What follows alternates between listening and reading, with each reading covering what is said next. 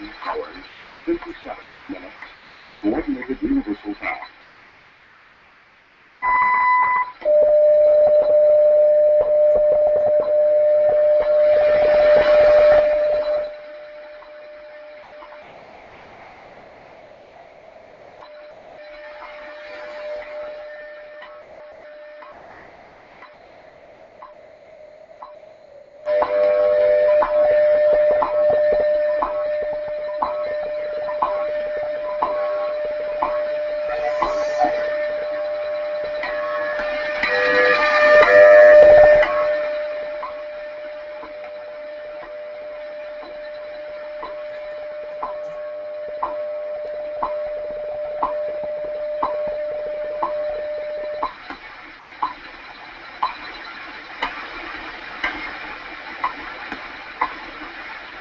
At the tone, 21 hours, 58 minutes, Coordinated Universal Time.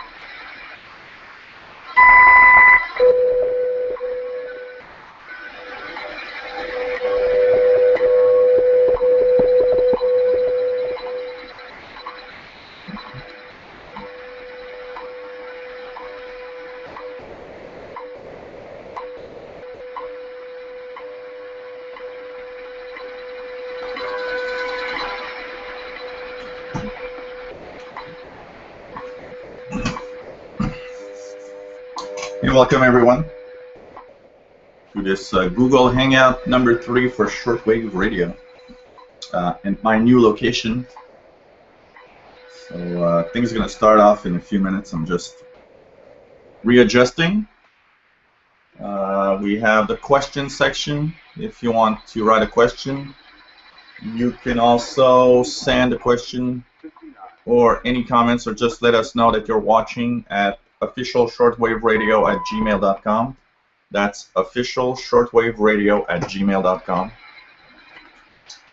And we are at 6 people watching right now. Hangout is starting pretty much now, 2200 hours UTC. Great signal of WWV 15 megahertz at this time at my location. So hello everyone. How long the Hangout's gonna last? Got no idea. An hour, 2 hours, 6 hours. You never know.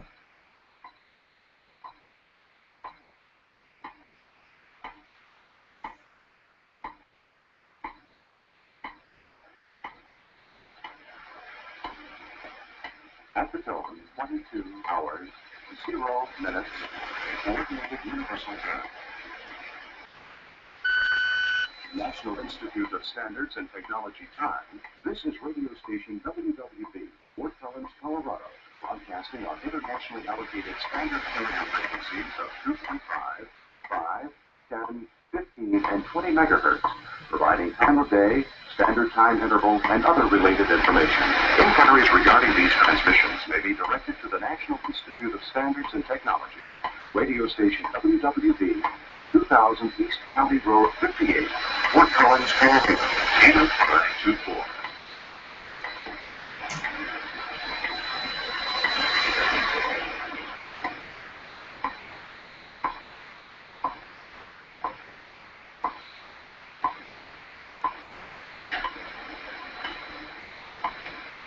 So it's 2200 hours UTC, and this is my Shortwave Hangout number 3. So for anyone to notice, this is my new spot where I am now listening to Shortwave. I've advanced the radio a little bit. From what I see here on the screen, it seems that you guys probably see the frequency quite well. Seems okay here.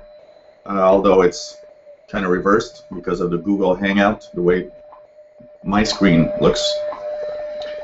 7 people watching right now, and I was thinking of, first of all, I want to have some interaction with everybody and what you are listening to, and so let me know what you are listening to, of course, because that's what I want to know, and we can share signals depending on where you are. Another thing that I will do today is actually talk about all the different signals that we can hear on shortwave.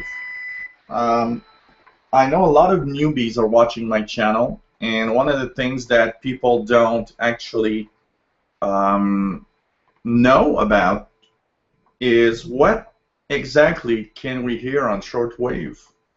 Often people are sent to the shortwave bands because they know that an amateur radio friend is actually transmitting on the bands, or they know that international shortwave broadcasts. But apart from that, a lot of people don't actually really know what we can hear on the bands. And I mean, shortwave is incredible for the diversity of signals that you can actually hear. And that's what I like about shortwave a lot, is that you know, one night you'll listen, that's basically what I do. One night I will listen to international broadcasts. The next I'll listen to, you know, vomits and airplanes crossing the Atlantic. The next day I'll listen just to AM radio operators from all around the world. I'll try to track down number stations. What are number stations? I'll try to track down all sorts of weird signals, you know, communications going on without, you know, the knowledge of where they come from or what they actually are exactly. There's a lot of mystery on a lot of signals. If you're into computers, there's a lot of digital signals that you can actually decode on shortwave bands, on the amateur radio bands, but also some stuff from like some NAVTEX and SITOR-B. You have all sorts, you know, HF weather facts, stuff like that that you can also decode. So there's so many signals that you can actually hear on shortwave, and I'm going to talk about that tonight, not in a specific order, but slowly but surely as we go along, and people get ready. We're at 14 now watching. Well, you know, I'll answer any questions, and want to hear from you guys. If you are right now watching, let us know. I have two computers right next to me, one with the email, so it's officialshortwaveradio@gmail.com. This is where I will receive all of your messages. And you can also write any comments in the on my YouTube channel section, and there's also here on the Hangout a questions tab that you should probably see somewhere on the on your screen. So if you want to write, let us know that you are watching. Officialshortwaveradio@gmail.com. 14 people watching right now. Let us know who you are. So, hey, it's 2200 hours UTC. What signal I would usually listen to? Well, one that I can't anymore because of Cuba. I always enjoyed listening to the last 45 minutes of India, 11670, but it's a little harder to receive. And there doesn't seem to be anything right now. Of course, there's Turkey on 9830, but the problem with Turkey on 9830 is the first 15 minutes of the broadcast has this teletype signal right on top, which is not fantastic. And it doesn't make it all the way to North America that easily at this time, 2200. I actually prefer listening to Turkey at 0300 hours UTC, I believe on 9515. So that would be what I would try for. Of course, I tune a lot of the bands, so there's a lot of stuff that I can actually that I'll tune around and try to find what's interesting. So if you want to write, we have the questions section here in the Hangout. We have officialshortwaveradio@gmail.com if you want to write an email. let us know you're watching. And it's quiet at this time, but we do have 12 people watching. For some reason, I was unable to pick up the Hangout link and start the Hangout with it. It didn't want to. So I actually had to make a separate Hangout number 3. And of course, for all of those that missed out on the Hangout, well, it's going to be on the YouTube channel. That's where you will be able to watch the full whatever length of Hangout that you'll actually see. So let us know you're watching. It's always fun to hear from everyone. So the first thing that I want to talk about is, of course, my new spot. Why do I want to change spot? Why do I want to be here? For many reasons. One is that this is my office, and this is where I spend a lot of my time. Now, the radio was in the kitchen, which is pretty much the opposite of where my office is. And one of the things that I enjoy doing a lot with my shortwave radio is when I work, I like to have some shortwave signals in the background, you know, listening to whether an international broadcaster or even some ham radio operators. I'll tune around and hear this exotic country on the ham radio operator making contacts. I'll just leave it there, low volume, do something else, and, you know, listen to the guy making contacts and stuff like that. And that's pretty much what I like, and I like that much more than listening to local boring radio. So this is Turkey, 9830. Not very strong tonight. Signals don't seem to be best. Still a little early. So by putting my radio in my office, I will probably have more time on the radio. The drawback is that I now have to extend the shielded cable to my antenna by at least, with all the corners that I've made in the house, I would say that I've extended my coax about 30 feet longer than it was because I had to go around stuff. It's not the best way, and it's actually hooked up right in the middle because I didn't put a full length of coax. I just hooked up the coax somewhere in the middle, which is also not the best that you can do because you have some loss in the signal in the middle. So what I am looking for is some low noise coaxial cable, low loss coaxial cable. And I was looking at things like RG176. That's really expensive, but that has low loss. Now I noticed one thing by making this cable now is that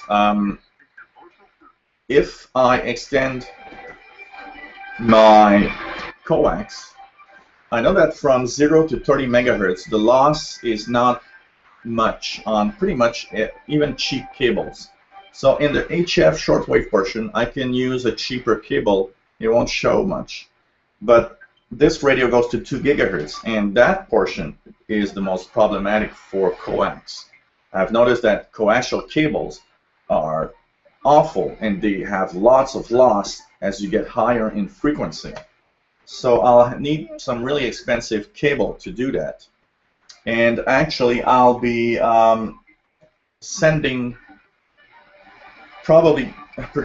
will purchase some high-end cable that has good specs, but you know, I'll have to choose something that's good for the money because I'm not going to spend $1,000 for a 100 feet length of coax.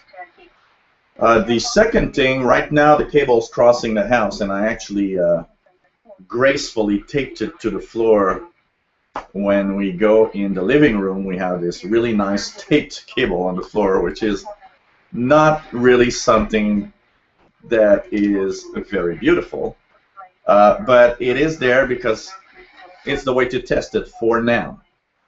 And so by testing it like that, I will, have a good idea of how it goes. And probably what I'll do is the cables that I buy will be a little smaller. I'll probably go outside, so the cable will never run in the house until the window here, probably through the window frame. A friend of mine was talking about that, going through maybe the window frame or something, which is not a bad idea. I will have to get a good drill for that though, because I don't have tools to power tools needed for that. But probably what will happen is the cables will come in through here, so they'll run the full length of the house outside, which is probably the best, because every time you take a coaxial cable and bend it, you add loss to all the signals. And that's true for everything. Even in electronics, every time you bend the cable, if you notice when you take a power tool that draws a lot of current, you probably notice that everywhere the cable is bent, it becomes warmer. It's pretty much the same thing that happens with RF. It's that every time you bend, it adds to the loss of the signal. So these are things that I'll have to fix. We've just reached 20 people watching, so at least I know that I'm not speaking alone. Today I'm not having my Bloody Caesar, I'm having wine. There's no more vodka, so I was thinking, well, a little glass of wine. So cheers, everyone. So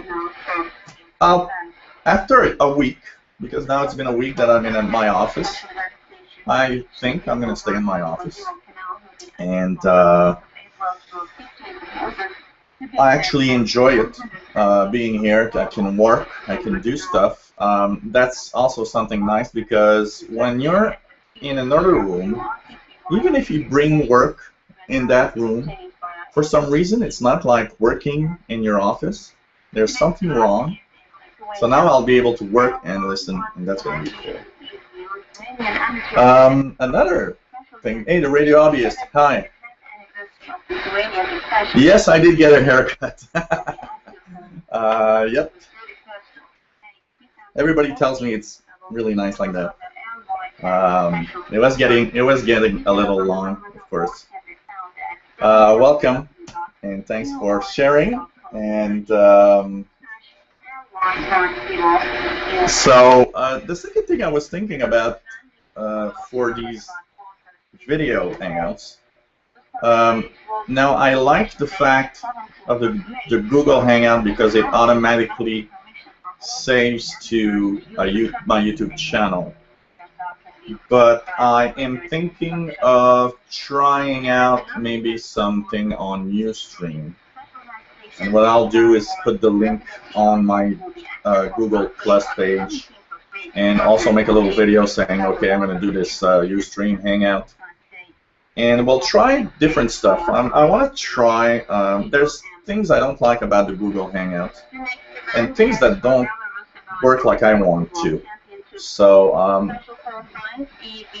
the possibility is that the next one will not be on a Google Hangout. It might be on a Ustream, and I'm looking at a way to have a working chat room that I really can't make it work here, and I don't understand why.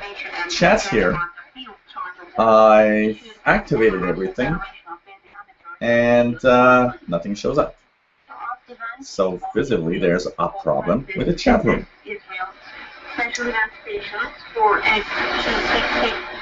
Question and answer does work though, so that's cool.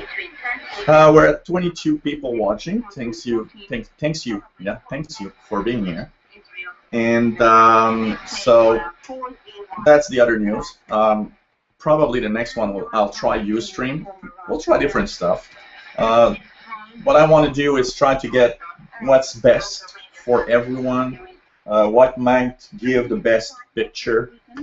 If anything's wrong with the picture or something, let me know. The time here is accurate, so if you see it's 22:17 UTC, so you can actually check the delay time between this Hangout or what I'm saying now and the time here and what you see on your screen, wherever you are. We have Mark checking in via email from California. Hey Mark, welcome to the Google Hangout. Saying that it's nice haircut, thank you. And he says, great idea. He doesn't know a lot about shortwave, and he'd like to know more about number stations.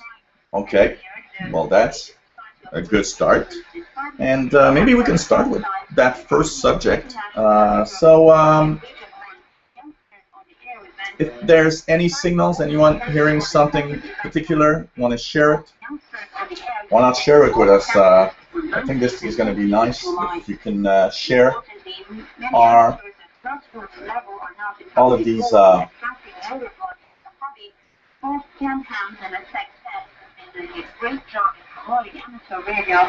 the frequencies and all the radio signals that you're hearing. So it's nice to see that everyone is joining in here. Sorry if I'm looking sideways, because I have two computers on my right side here, one with the Hangout running. This time I've actually used all that I can to make sure that my laptop does not overheat like last time, because last time it overheated so much that for a little while I thought that my laptop was dead, and it was really hot.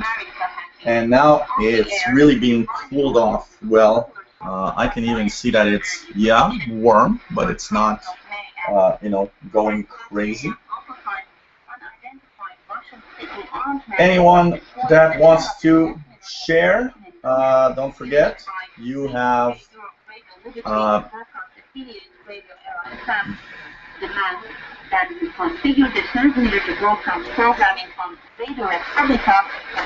everyone that wants to share, yeah, that's it.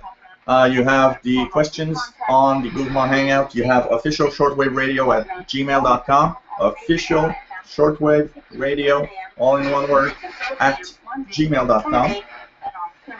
So Turkey 9830, if we look at the signals here a little bit. This is Bucharest, Radio Romania International. Radio Romania 9765, European service.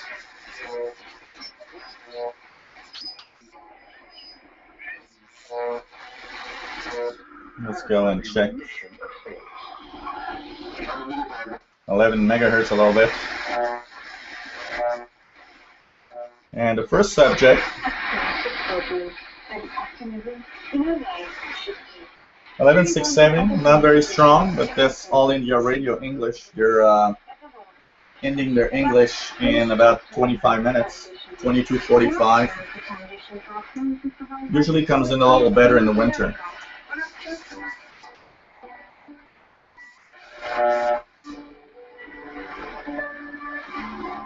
This is the voice of the Islamic Republic of Iran, or their voice of justice broadcast to North America in the evening. I haven't heard them in a little while in the evening here. This is Brazil coming in well.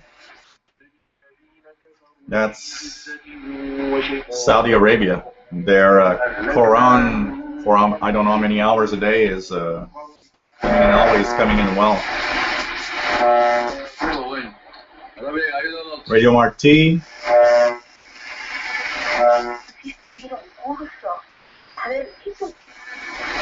So, if you guys have any signals or something that you want to hear, 9830 is Voice of Turkey, Mr. Radio Hobbyist. It's Voice of Turkey. They are on at 2200 hours to Europe and North America, but it's not the best. It's better in the winter time. In the winter time, the 2300 hours, because they moved their times because of daylight savings time. So 9830 is Turkey. But I'm telling on the message formed by radio amateurs as a means to the emergence of massive filming, especially during long-scale disasters and disaster from other regions and countries. Hey Derek. So you bought the DE1103 on my recommendations, okay? Hope you enjoyed. What do you think of your DE1103? Let me know what you think. And the PL660, that's a touchy one. The PL660 seems to be a good radio, but from the more I read, the more it seems to have the problems of the PL880.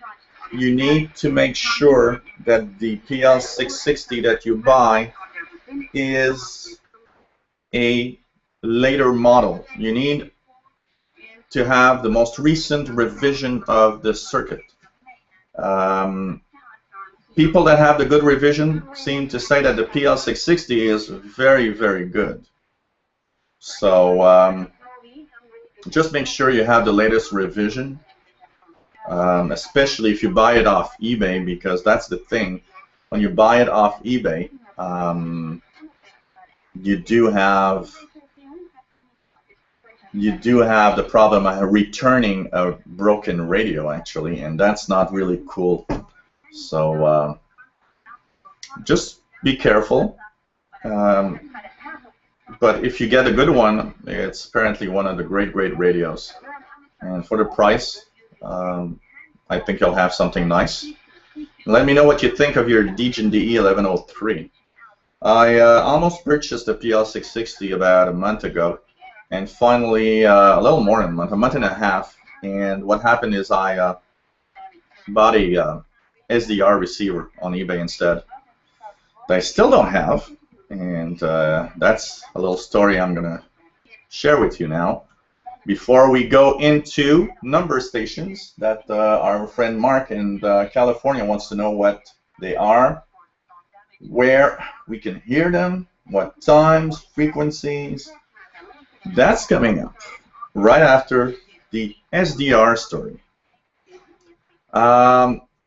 So thanks for sharing, Derek, and please choose carefully your PL660, like I said. But if you have a good one, I think you'll really enjoy the radio. We are now at 31 watching, which is nice. Last time, somewhere before the end of the Hangout, I reached 59, I believe. So, will we reach 59 tonight? I don't know. We're at 31 now, so it's not bad at all. The SDR receiver, the famous SDR receiver that I've ordered on eBay. Okay. I've ordered the receiver on March 27. Last Hangout, I showed everyone what I just bought on eBay. It's a SDR receiver that starts at 100 kilohertz, has all the shortwave bands, and goes up to 2 gigahertz. I was really happy to buy it. It's from a seller in Portugal, which is a ham radio operator because he goes by his handle CT1. I don't remember the call letters here. Bought it March 27th. March 29th, I had a tracking number for a package. So I was thinking, cool, I'm getting my package. Can't wait. So time goes by, and from time to time, you know, when you give me a tracking number, I think you should expect that I'll go and check the tracking number from time to time. So I go and check the tracking number against Canada Post, and it tells me that there's no such thing as a tracking number. So I'm thinking maybe they still didn't have the information. So I went to the Portuguese website of their post office, on the web, enter the tracking number, and there's no such thing as this number. So I'm thinking, I got a tracking number that amounts to nothing. What am I going to do now? So I wait 1 month. Wait until April 27th. And I'm like, okay, tracking number a month later still doesn't give anything. I can't see anything. So what the hell is happening? What I do is I write the seller and let him know, well, you know, I got a tracking number. It's been a month. I don't have a package. It's kind of unusual because tracking numbers, I've had a lot of them on eBay, and they always, you know, show up in Canada Post after a few days. No answer. So because he didn't answer, I escalated the claim to a PayPal claim. First of all, saying, well, I didn't receive my item. Behold, now because PayPal is actually telling him, look, the guy didn't receive, he answers through PayPal, but there's a tracking number.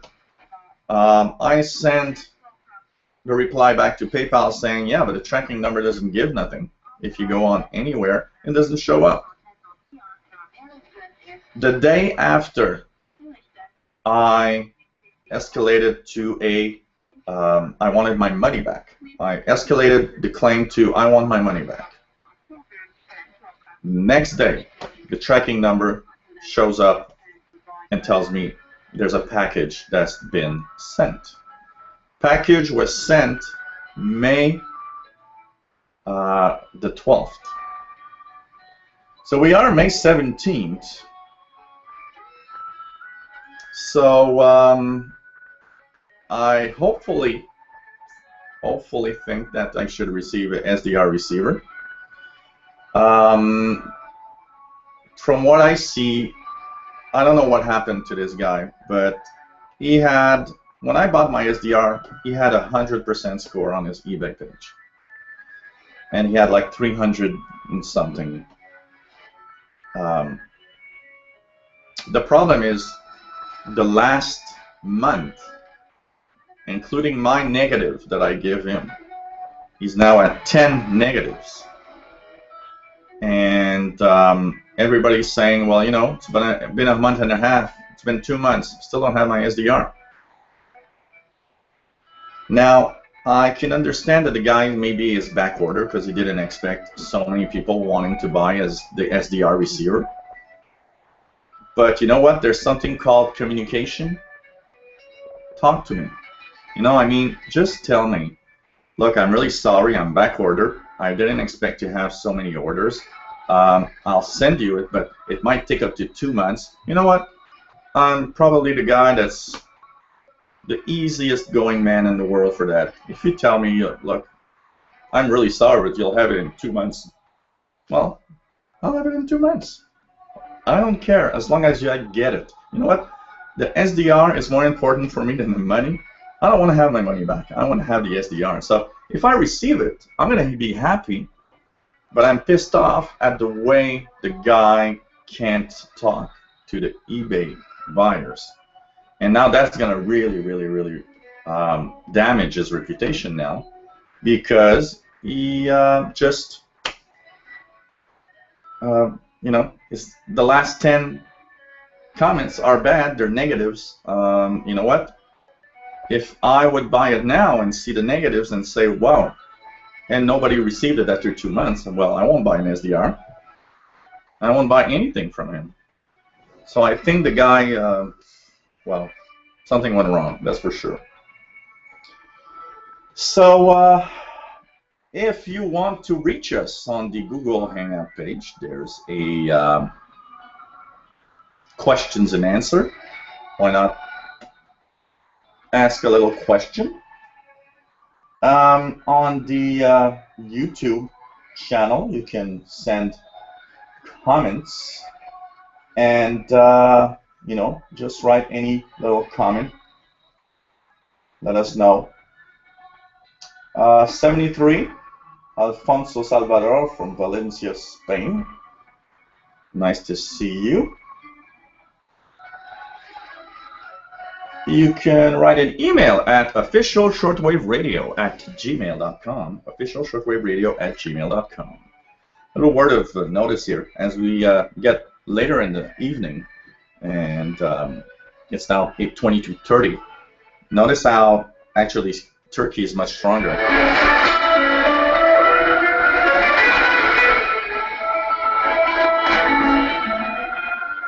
That's just half an hour later. So shows you how propagation changes really quickly with time.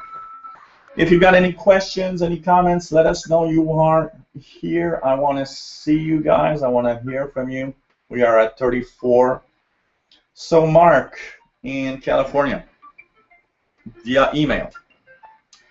What are, oh, by the way, if you want to listen to a DX Corner from Voice of Turkey is always interesting. Nice radio tips every Saturday evening. If you miss it out now because of the Hangout, listen to the 0300 hours broadcast on 95.15. That's 11 p.m. Eastern Daylight Time.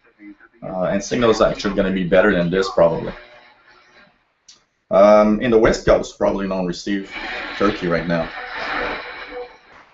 Okay, number stations. What are number stations? And where, when, what are the schedules and stuff? Okay, number stations are mysterious. They're broadcasts that are usually encrypted messages. We know that a lot of these messages are encrypted messages for spies, and so they're sent via the airwaves, and usually you'll have these very weird robotic type of transmissions, often very mechanic voices, computer voices and all, in different languages. And these are very often these groups of numbers and different languages that are sent, and usually these messages mean something to someone somewhere, usually, of course, a spy. The easiest example here in North America is Cuba. Cuba has that Spanish lady transmission. They transmit like at many times during the day and evening. If you tune a lot on the shortwave bands, you usually will hear the Cuban Spanish lady very often. They show up on a lot of frequencies. I know that one of the frequencies where she is there's one in the 10 megahertz that I don't remember exactly which one, but something like 10,680 or 780, something like that. I know that in the daytime there's one at 17 megahertz. In the evening they have one. There's often one around 0200 near WWCR on 5935. That one is also Morse code from time to time. And basically, it's like a mixed bag. You'll have the Cuban Spanish lady and some kind of digital transmission that apparently is the same numbers and the same message sent in a digital format. That's the easiest to hear here in North America. Now, there are many others. I would say that probably more than half of the countries around the world have some kind of service of spy number service. What I've heard a lot, actually, by tuning slowly, but they are often very weak, so it's really easy to just skip over. Russian spies, there's a lot of them, a lot of transmission. There's almost always some transmission from a Russian spy at a time or another. So that is something to check for. One of the easiest that I've heard here, and I heard it actually this week, is at 0400 UTC. If you are up tonight 0400 UTC, go out and check for Radio New Zealand on 15720. If you hear Radio New Zealand 15720 at, let's say, 0355 UTC, you'll hear a little tone. And you'll notice there's some kind of annoying tone. And the reason there's an annoying tone is because there's a Russian spy every night at 0400 hours UTC, but it's just 1 kilohertz away. It's on 15721. So you'll have to put your radio in upper sideband, go in on 15721, so that you can try and eliminate Radio New Zealand and focus on the Russian numbers that are transmitted for about 20 minutes. I'd say about 20 minutes. That's not really much longer than that.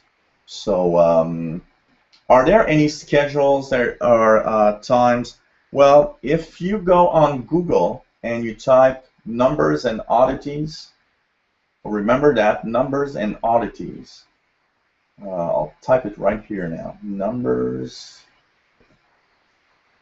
and oddities. Actually, the website is numbersoddities.nl. Let me show you what it looks like here. So this is the website, which is Numbers and Oddities website. This is a great site. Here you have 2 newsletters that are available. You've got the Numbers, Oddities, or Spooks newsletter that you can actually download in PDF, current issue, updated every month. And you have the Enigma 2000 newsletter, current issue, also updated every month. They are in PDF format, so it's really cool because you can actually download these 2 little bulletins, are totally free, and you'll get lots of information. And for those of you that are wondering what it might sound like if you've never heard some, let's, for example, try one here, English. This is going to give you an idea. This is an old one. I don't know if they still have it. This one was just so weird. The Lincolnshire Poacher. This sounds so weird. This one I heard a lot when I was younger, in the 80s.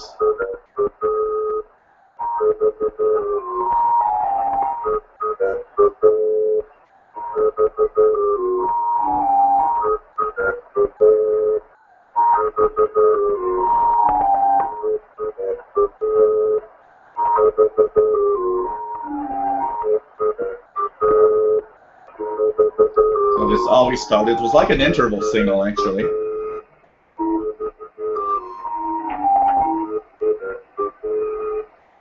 And once the interval signal was a little well over, you'd have with here.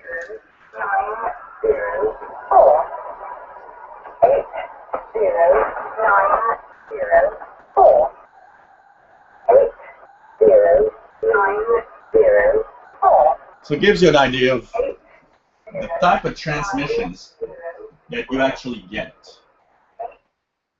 And so it's really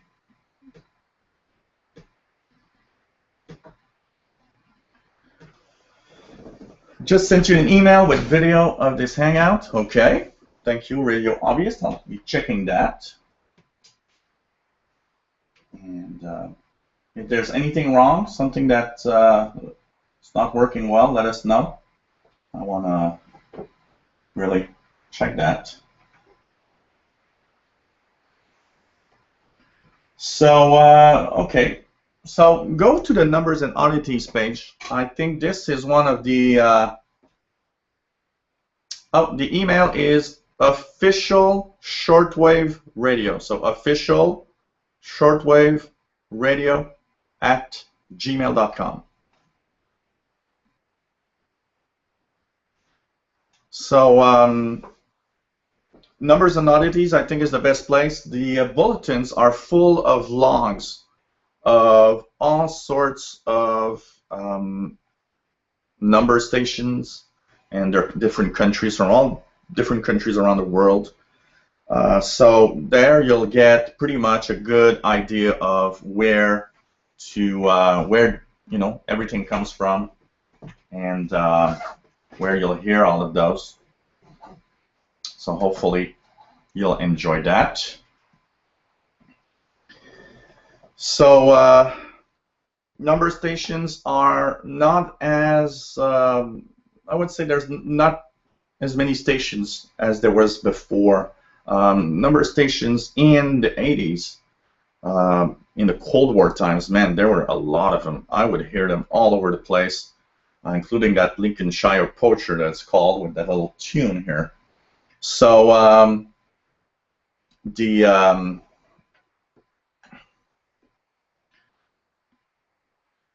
was so easy to actually, just hear some of those. Now you do need to have a little more work done to get any of those shortwave number stations. They tend to be weaker because they come from far away. These are not high-powered transmissions also. Remember one thing is that these number stations probably don't use that much of power.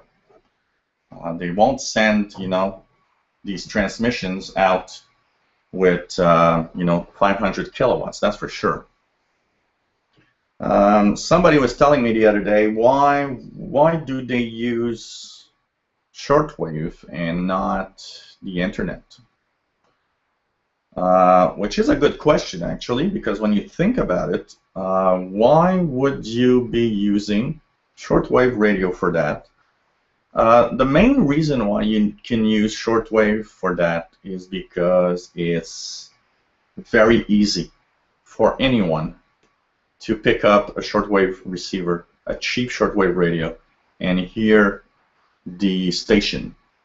And an example is Cuba. Cuba's number station. One thing that you'll notice on Cuba's number station is the fact that it is strong enough that you actually can hear it on portable receivers, cheap portable receivers. So you don't need internet, you don't need nothing. You'd be in the middle of nowhere, and you don't have to find your way around an internet connection of some sort. And you know that it's kind of, somewhere out there. What is interesting about number stations is that they can pop up everywhere, actually. So you never know. Never know. By the way, if you're trying to send me that video, if it's too long, one of the things that you can't send very lengthy messages is if you put videos on the on an email message. So we're at 41, which is nice. I think I'm not too boring. Maybe what I would try to do now is check if there are some pirates. I always want to, it's Saturday. Saturday is the best time for pirates. My noise level is extremely high, but still, we will try for pirates. Notice that I put myself in upper sideband. Why? Because if there's an AM pirate, you can hear the tone. You know that it's there.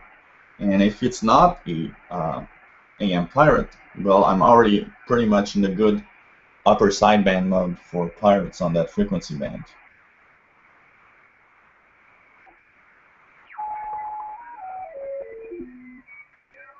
Here's one. 6950.4. Hey, it's the first hangout there's actually a pirate. In the last two other hangouts, there were no pirates.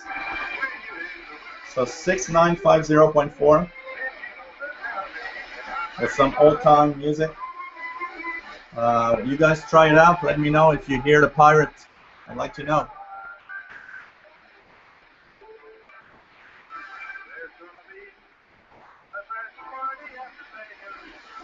Mark in California saying thank you for the number station stuff.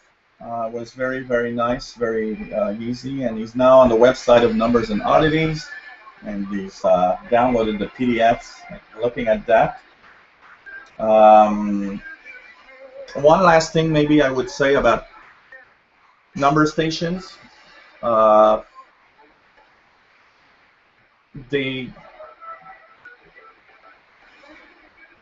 Apart from the Cuban one that's very strong in North America, if you expect to hear some number stations, the best thing is to have a good receiver and a good outdoor antenna, lowest noise possible, if you don't want to be washed out here.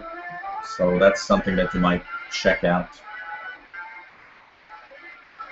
Oh, pretty obvious picking up the pirate. Great signal, actually. Imagine, I have a lot of noise, so he's pretty strong to get stronger than the noise.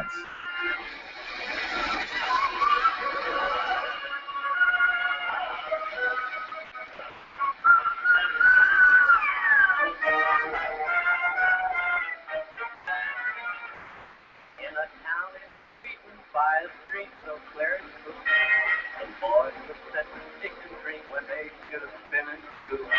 They couldn't read or write a word, but happiness they found in a little song they heard. Here's how it was through. That's all, and Roy, and the frolic too. That's all, and Roy, and the frolic too. I'm checking on the HF Underground site if there's an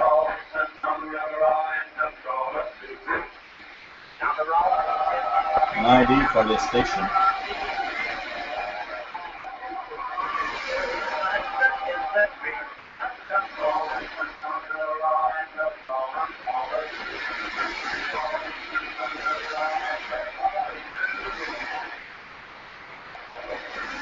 Next, Shortwave.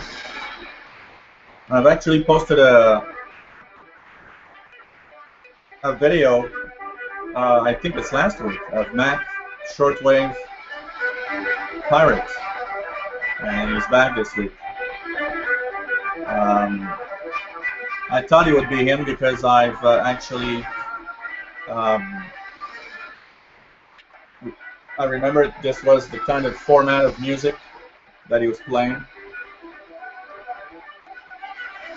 So hey, you guys, check it out if you can hear Mac Shortwave Pirate 6950.4 AM mode. So if you don't have single sideband, doesn't matter. Another thing that I use my USB for is to actually check for the precise frequency by matching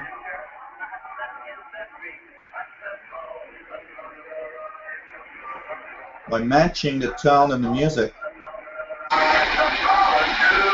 in upper sideband. I know that the station is actually on 6950.44 or about, because I know that I have about 10 hertz difference, so it's like 43.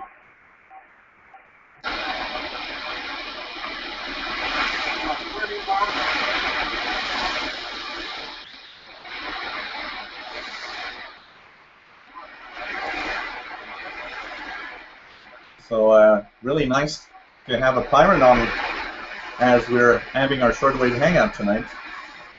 Mac Shortwave Pirates. Pretty cool.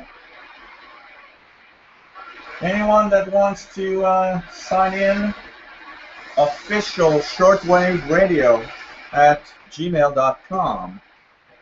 Official Shortwave Radio at gmail.com. And I'll do a little something here in case.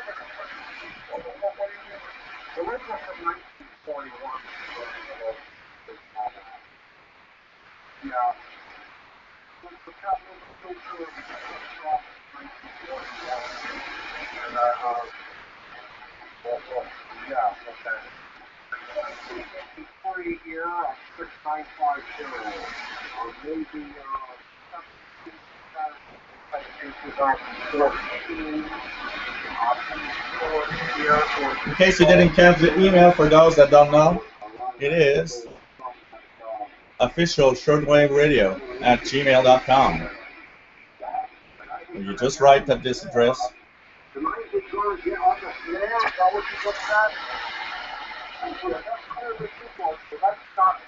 Oh no, that's improper English. You don't say we're going to get on the floor. It's a song? No, I don't listen to that. No. Mac, No, we can't listen to Shortwave Pirate.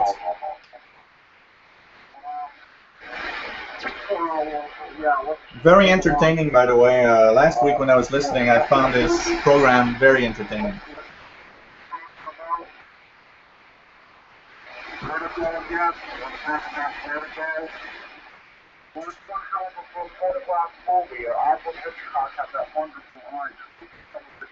He's got those great camera angles. It makes me look 20 years younger when I'm in them. What's that Tim Novak? Of course I was going to work with him and Reads a lot of emails from listeners also. Last week, that's what he did. We have Jean-Pierre from Bordeaux, France, saying that he's stumbled upon this hangout. And his message is in French, part of it, because I think he understands that my name, Gilles Letourneau, is French. So he says that he's enjoying what he's seeing. It's really cool. It's the middle of the night over there, of course. And that he loves the radio. Thanks. This is an ICOM ICR 8500. Thanks for checking in, taking the time to write. Official shortwave radio at gmail.com is where you can write us. Let us know that you're watching. You can also send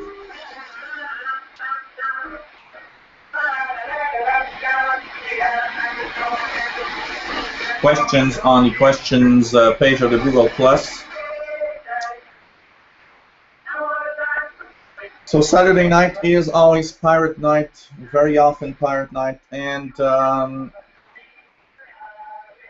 maybe we can talk a little bit while we have a pirate station live of the rules of pirates for those that don't know.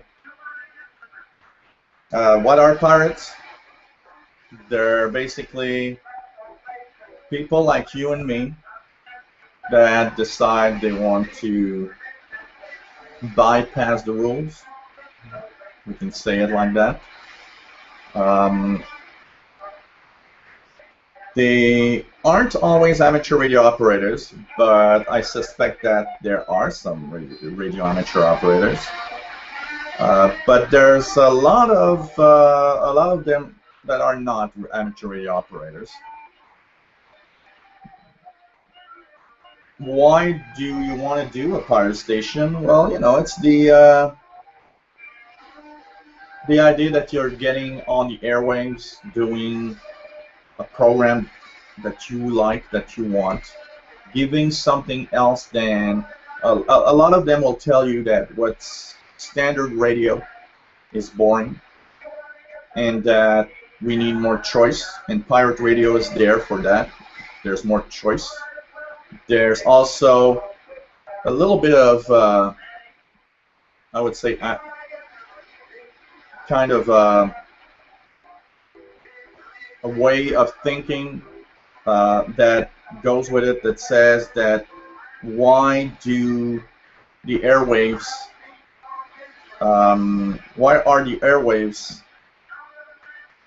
ruled by governments? Why can't anyone just put a transmitter on and do his stuff a little bit like on the web? You know, if you do an internet station, you do pretty much what you want.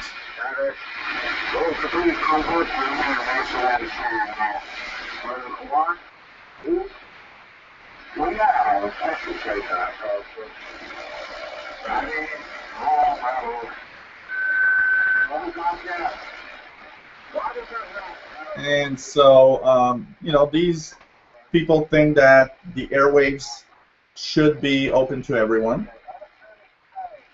and they want to give out a different type of programming.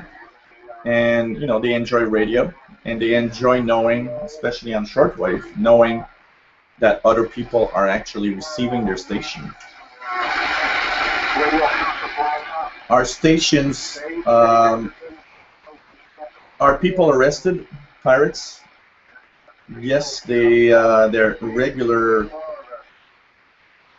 There are some regular police that go out and well, you know, stop some pirate stations. In the United States, I remember in the Times of the Monitoring Times magazine, the first page or two were like news, and there was a lot of news about, you know, the FCC and the FBI going down and cracking a pirate and fining, you know, they fined the pirate like $300,000 for using the airwaves. And basically, most of the times, the pirate, you know, just says, well, I don't have money. I cannot pay $300,000. And it will often go down to, well, okay, just pay us like $2,500 and we're going to forget it.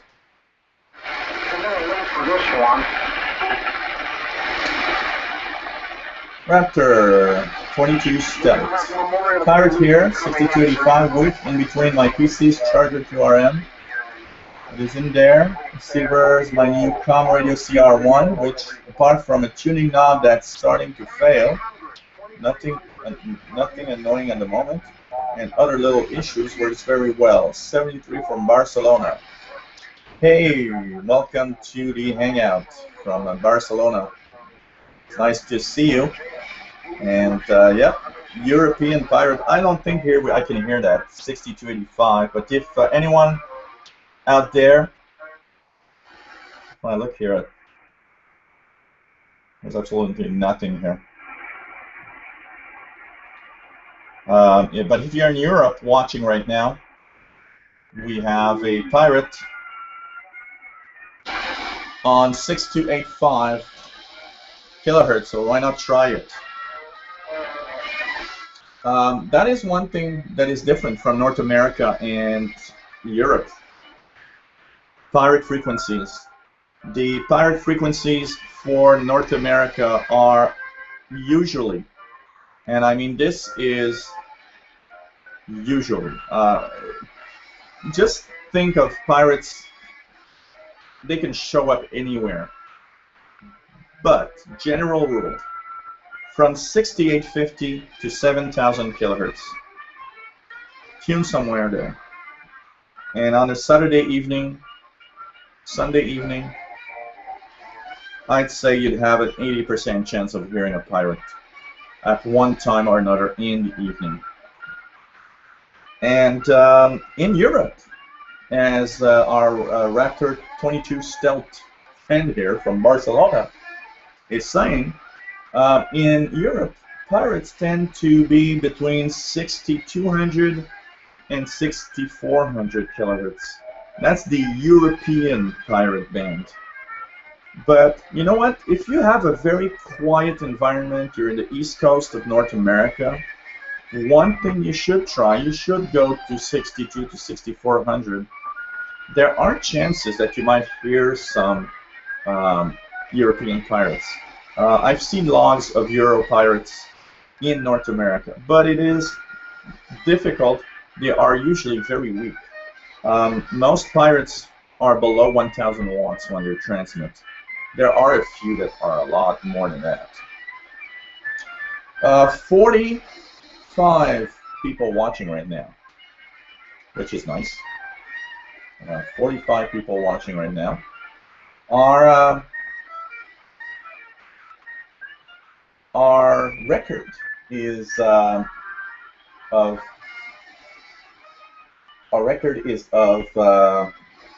59.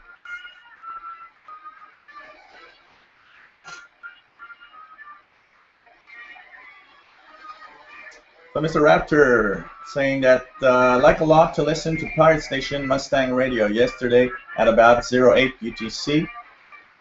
S9 plus 10 into his CR1 with his outside 1.5 meter long wire. Very awesome. Routed the audio into my Wi-Fi and the result was quite amazing. Cool. Cool.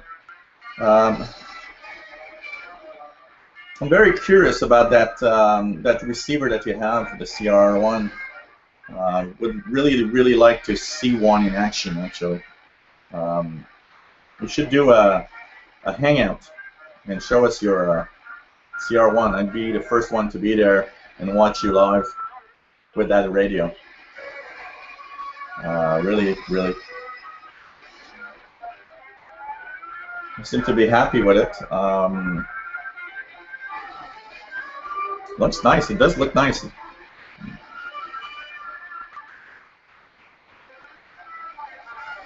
One that I am looking at is the Alinco DJ. What's the Alinco? Trying to remember. Alinco DJ.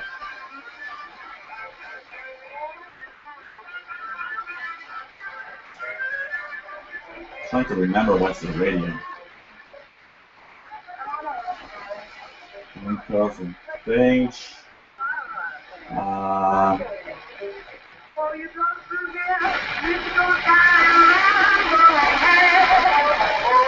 How's the, I believe this is the, yeah. Anyone ever tried this? The Alinco DXR8. It's actually not that expensive and often wanted to acquire one. The basic version comes with like this front end here, and you can buy the power supply is extra. It doesn't come with any power supply. The reviews I've seen seem to say that it's not that bad of a receiver, actually. And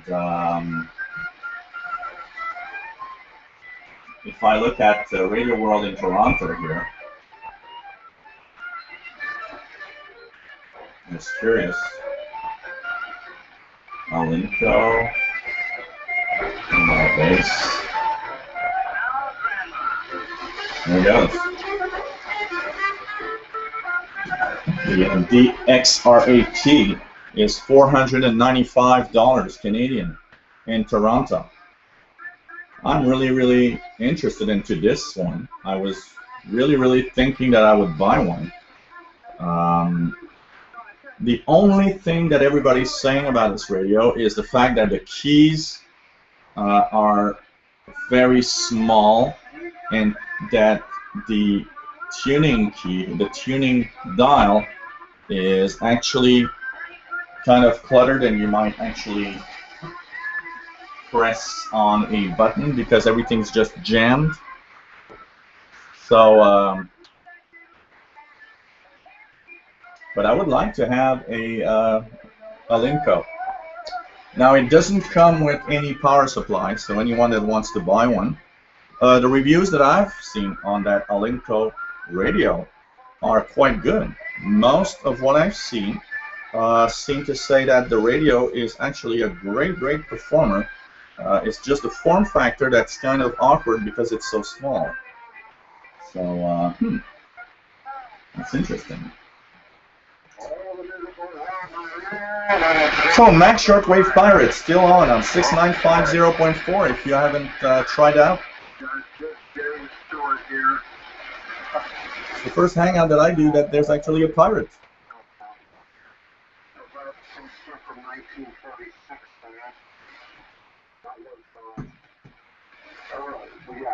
That was the music group found and run by Tommy Dorsey.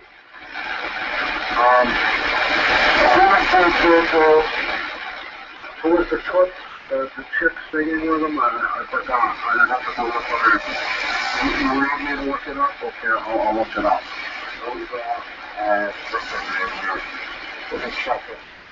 We have Suzanne in New York, in a condo with her satellite, Grundig Satellite 800. And she's been listening to shortwave out of her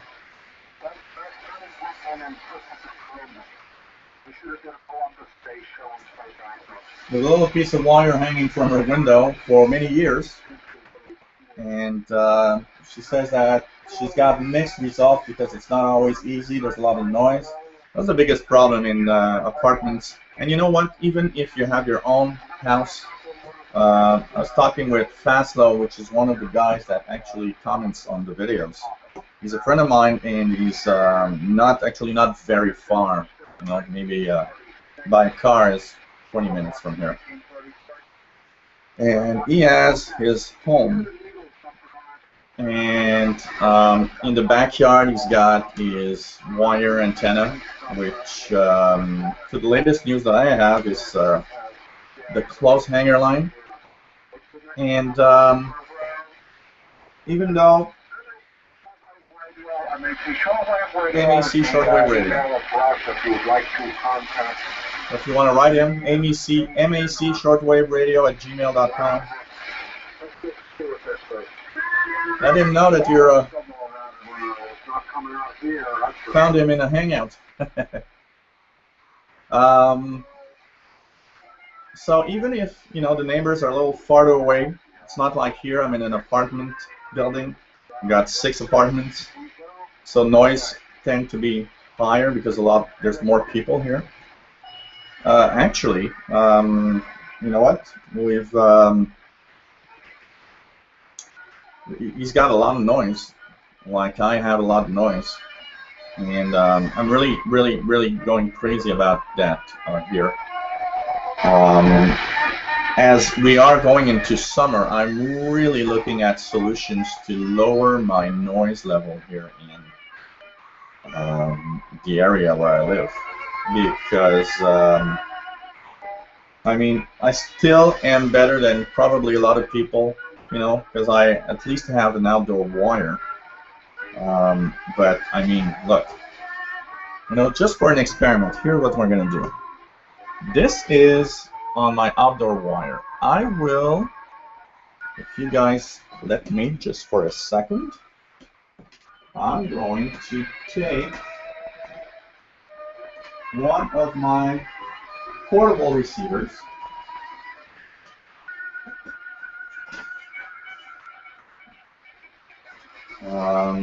Here we have my trusty old Texan PL450. Let's try to tune MEC shortwave with just using telescopic antenna right here. I'm surrounded by computers. I don't think it's going to work. Let's try it out.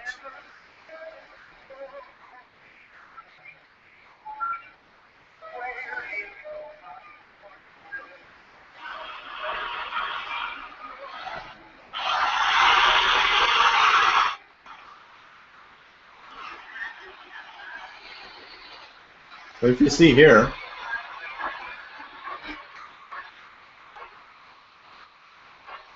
I barely hear it.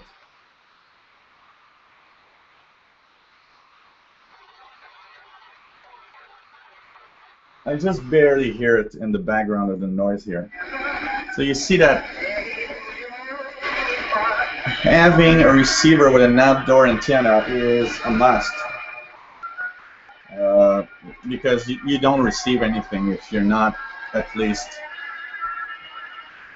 in a with an outdoor antenna. So this is a great idea, you know, just to show you that even though you have a good, you know, this is a sensitive radio. The PL450 is sensitive, good one, but forget it. On the inside, you don't hear signals like those. If you want to write, officialshortwaveradio@gmail.com. Like Suzanne from New York City, New York.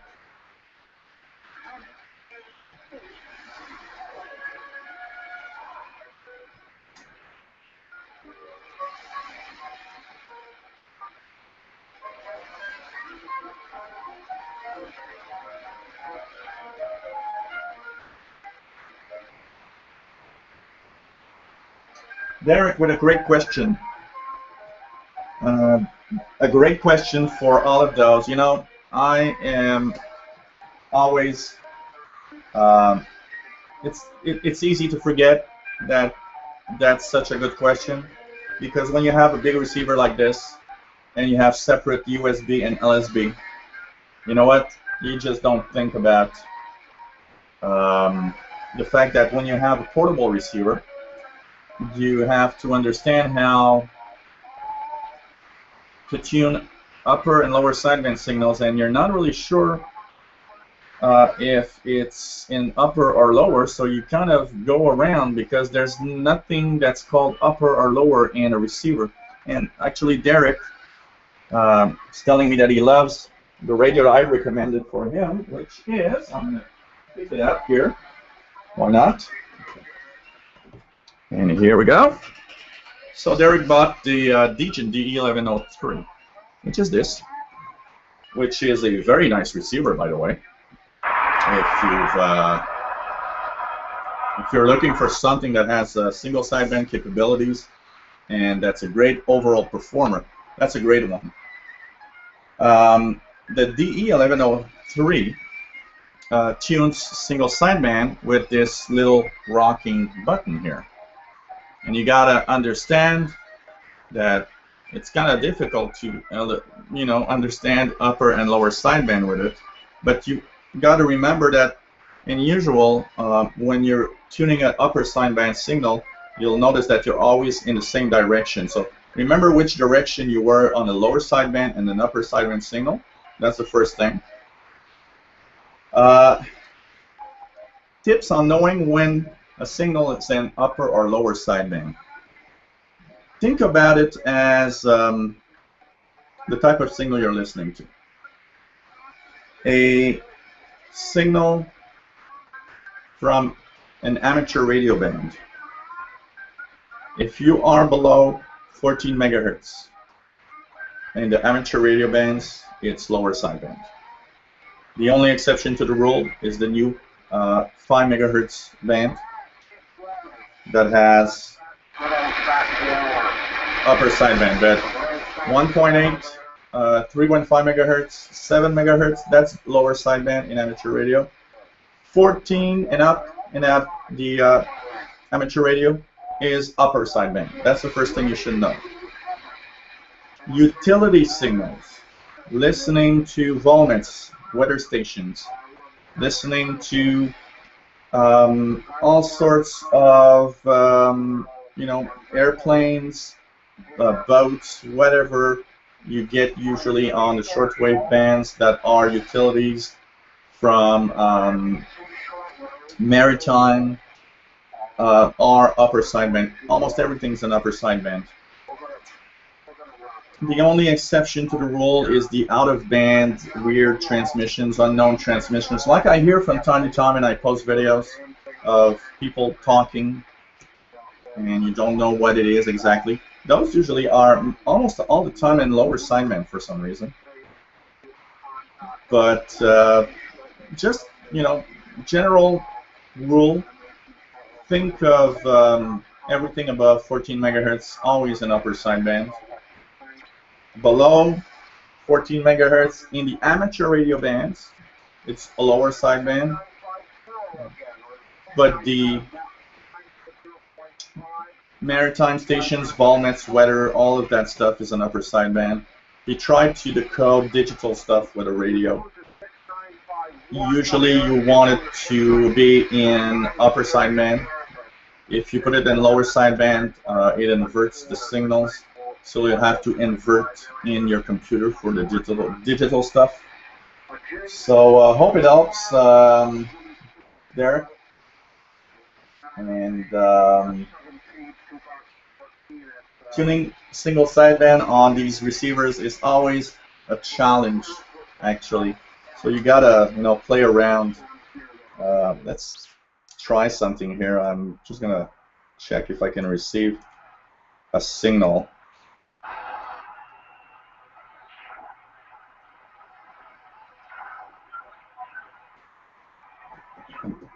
Here we go.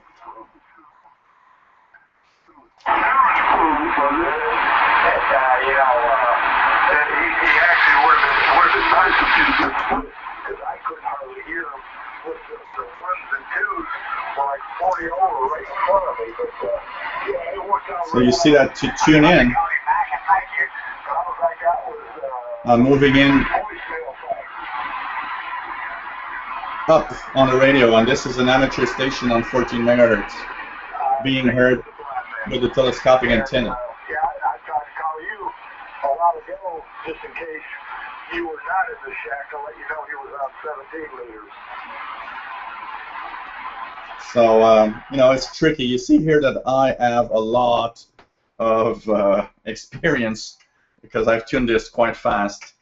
But that's probably what's the hardest. And yep, Sandman Hex, like I said a little earlier, and you are right, 60 meter band, that's 5 megahertz amateur band is upper sideband. It's the only one that doesn't go through the standard rule. For those joining us, we're at 51. MAC shortwave pirate station right now, 6950.4, 6950 if you have a portable receiver. Why not try the MAC shortwave pirate? That's right now being heard here in Montreal. Something I don't mention a lot, but that is that I am located in Montreal, Quebec, Canada. That's in the northeastern part of North America. Because a lot of people, you know, try signals, try stuff, and don't realize that we are kind of far apart. So that's something to check for. Which YouTube channels I would recommend? You know what? I will actually let you know. This week I'll make a YouTube video talking about YouTube channels.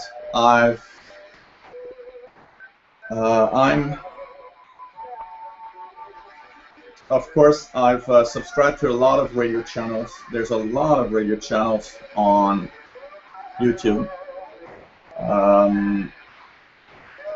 Mine has an interesting part is that it's, we can say, quite popular for a radio channel because it's kind of hard to boost a radio channel.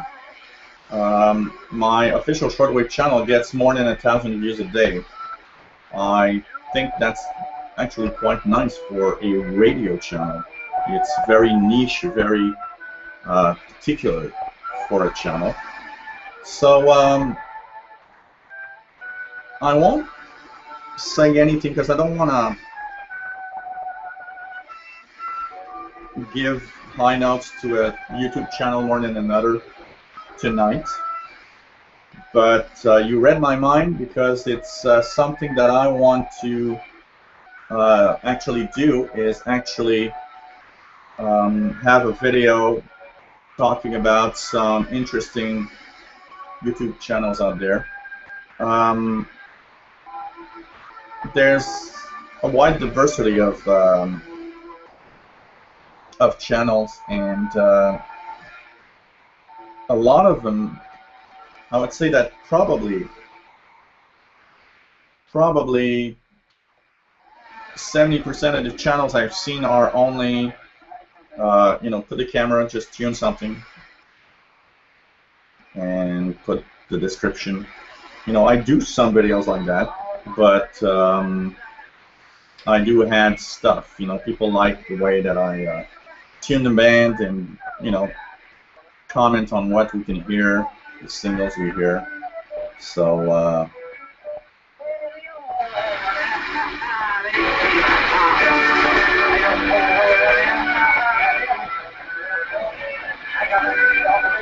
an interesting. Just to finish on the YouTube channels, I will look for a video this week where I will show some of the YouTube channels, and let you guys know. And probably not in a sense of which ones I like better, but more in a sense of we'll check different. So probably it's not going to be only one YouTube video I'm going to make. I'm going to make like several, and each one will check a few types of radio channels, so that you can go and check them out.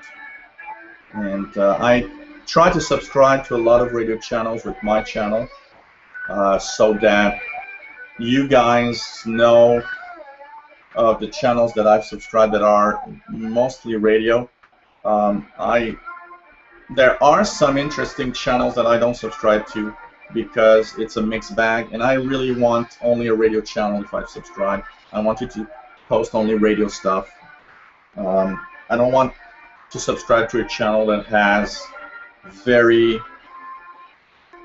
pointy viewpoints on subjects that are so sensitive. I don't want to subscribe to channels that are too sensitive.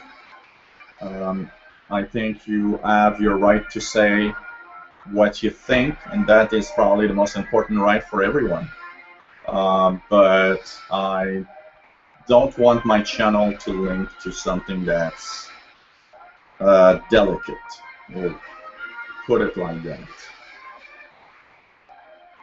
I think it's closing down. Like the good old stations,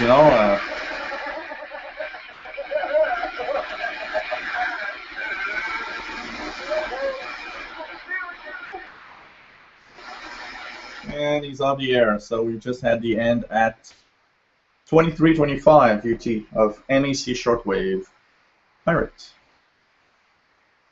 Raptor has an interesting little trick here. He says that one SSB tuning technique that he uses on his PL600 is to check whether the signal sounds higher in pitch when being below or above its frequency. If it's above, it's a lower sideband. If it's below, it's upper sideband. It's always interesting, we all have these little tricks. By the way, one thing that I like of the PL600 that a lot of the radios don't actually have is the little dent. The one that lets you know that you are 0 beat. That is a big problem here with the DE1103. There's no dent. So when you turn it, you have to guess pretty much where you're in the middle. You have to listen to the pitch and try to guess where you should be, somewhere at 0 beats. The PL600 has this great little dent. So when you're just at 0 beat, back, you're in the dent. And I love that. This is great. By the way, for those that wants to see, this is what the PL600 looks like.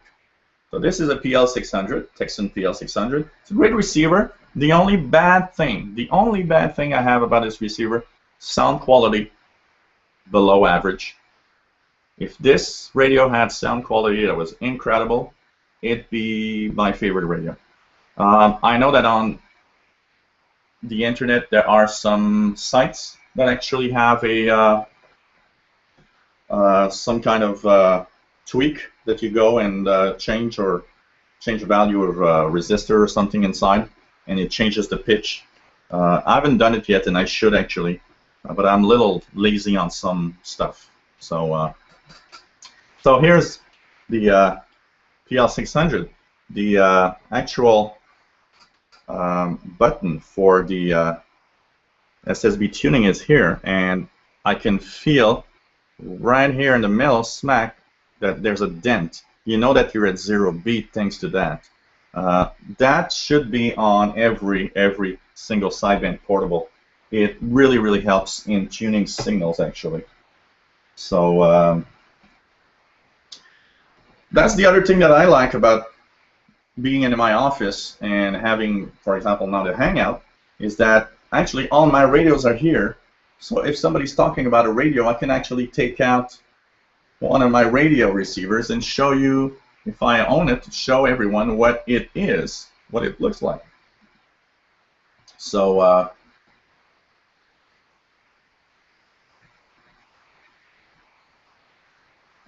I remember possibly another pirate on 6924. Let's check that.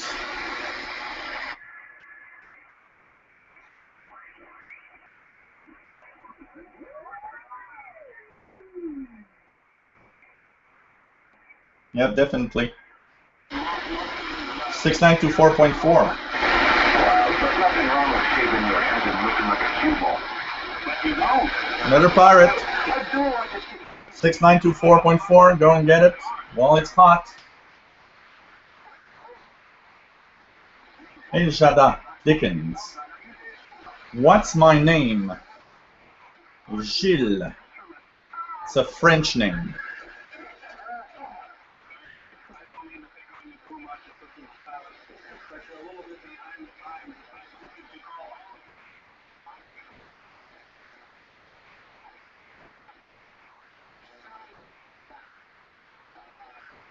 So yeah, Pirate 6924. I'm going to check it out on the HF Underground and see if there is an ID. Looks like an.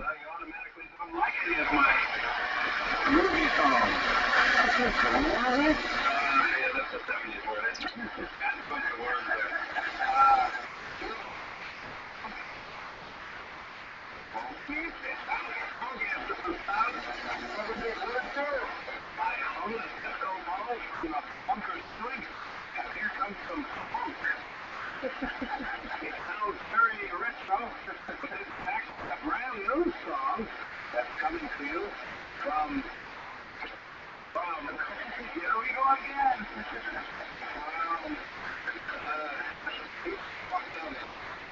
Chromeo from Gillis. I'm going to dedicate this one to Assistant Salmon. It's going to sound like Dale. It's going to sound like fingernails on the chalkboard.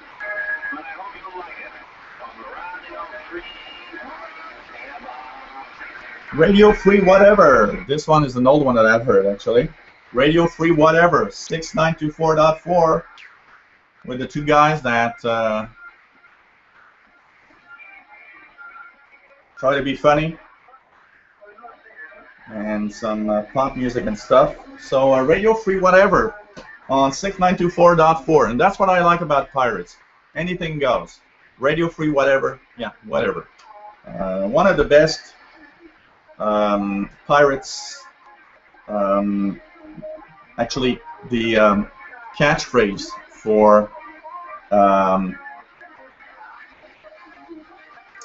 man, I forget the name of the pirate. It's oh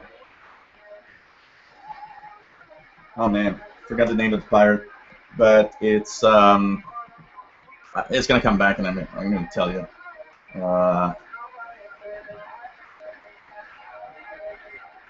but their little catchphrase is transmitting from the middle of nowhere. And I just love that. Transmitting from the middle of nowhere. We just reached 55. Will I beat 59? That's the number that I had last. 55. Pretty cool. And anyone that wants to write, official shortwave radio at gmail.com. Official shortwave radio at gmail.com.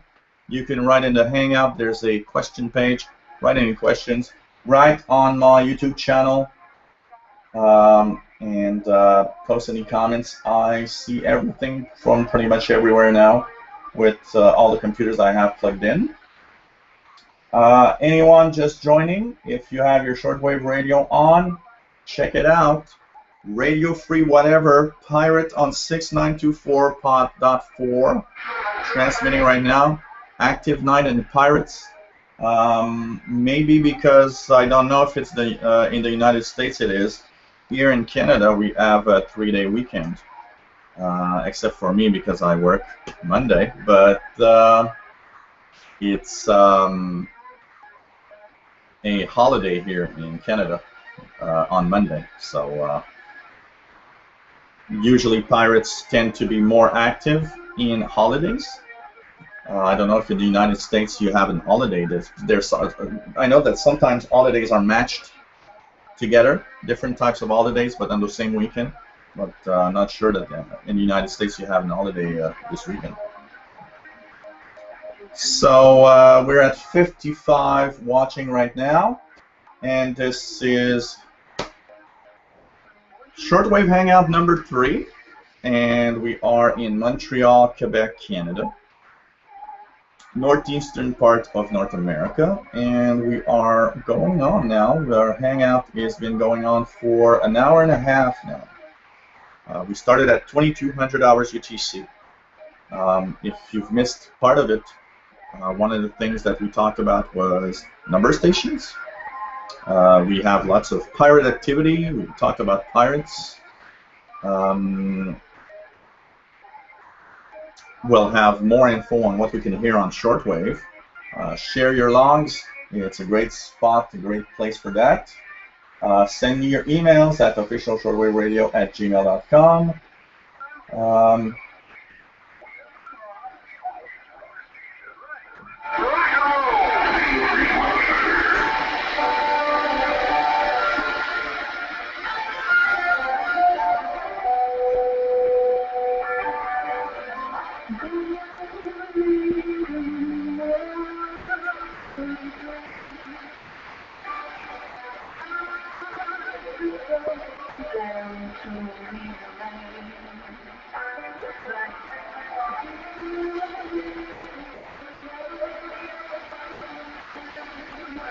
We have Jacob from the state of Washington in the West Coast, sending me an email on the official shortwave radio at gmail.com. Great hangout. It's the second time he's watching. First time that he's actually sent me a message letting me know that he's watching. He's got an old Panasonic RFB300. It works fine. He wants to know if it's still up to par with today's radios. Should he upgrade or not the radio? First of all, unless you have, let's put it pretty straight. I actually owned a Panasonic RFB300. It was actually my father's radio. I'm going to show you guys what it looks like because it was a very, very nice radio. Man, I love that radio. This is what he has, a Panasonic RFB300. I had one of those when I was about 15 years old. My father had bought one at a local electronics store. So first, let me just say that it's of what I remember, it's a great radio. It was sensitive. The only problem about the radio was the tuning dial getting on the frequency was kind of touchy. But apart from that, I remember that it was a great radio and it had a great sound. One of the things that I had noticed on my unit back then is that the S meter was too generous, showing up signals stronger than they actually are. But should you buy a better receiver or a that's not exactly what you said. Should you buy a newer receiver? Are they better than this Panasonic radio? I don't think that you'll get enough performance today out of a similar radio. Okay, we'll call it like that. I mean, if you buy a ICOM SCR 500, you're not in the same game, so of course it's better. But if you buy a, let's say a DGen DE1103, I don't think this radio gives better performance than your Panasonic RFB 300. I doubt that it is better. If it is, it's not better enough to really make a change. Where it is better, there's one thing, now that I'm thinking. If you listen a lot to single sideband signals, where this one is better is on the very precise phase lock loop in the radio. The Panasonic RFB 300 drifts. It's typical of the signals of the radios of the 80s. The radios of the 80s pretty much drift, all of them drift, unless you paid really, really, really a high price for it. A radio like the DGen DE1103 or the PL600 typically don't drift at all. You put them on an upper sideband signal and you're just watching, you know, and listening for hours, and it's still going to be same pitch.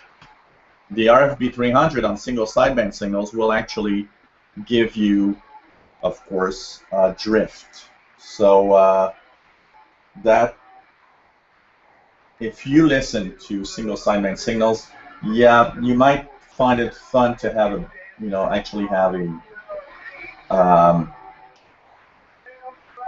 a recent radio that doesn't drift as much. But if you're just listening to international broadcast bands and stuff like that, I don't think you will really have that much of a difference. Anyone else listening to Radio Free whatever on 6924.4? Let me know. I want to know if you guys are listening in. Another message from William. William is in North Carolina. He's hearing Radio Free whatever in the noise, but he's listening and comparing what I hear. He says that he's hearing it just barely, but he can make it out, and he knows that I'm listening. He's listening actually to the same pirate. William is new to shortwave. Says that he didn't even know pirate stations existed. So you see, that's why we have to talk over and over again about the same subjects, because there's always new people watching. There's always people that are actually finding that, oh, look at that. There are some pirates out there. There's lots of stuff to listen to. So we have to talk about that.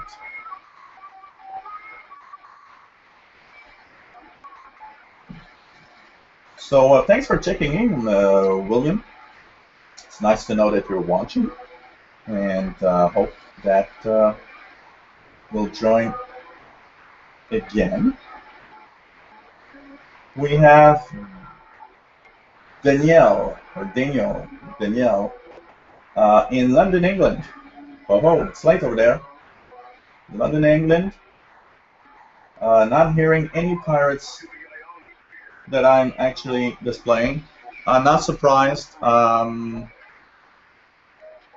Pirates heard in North America are usually transmitted from North America in low power. They don't usually make it much across the Atlantic. But he's hearing a pirate on 6285.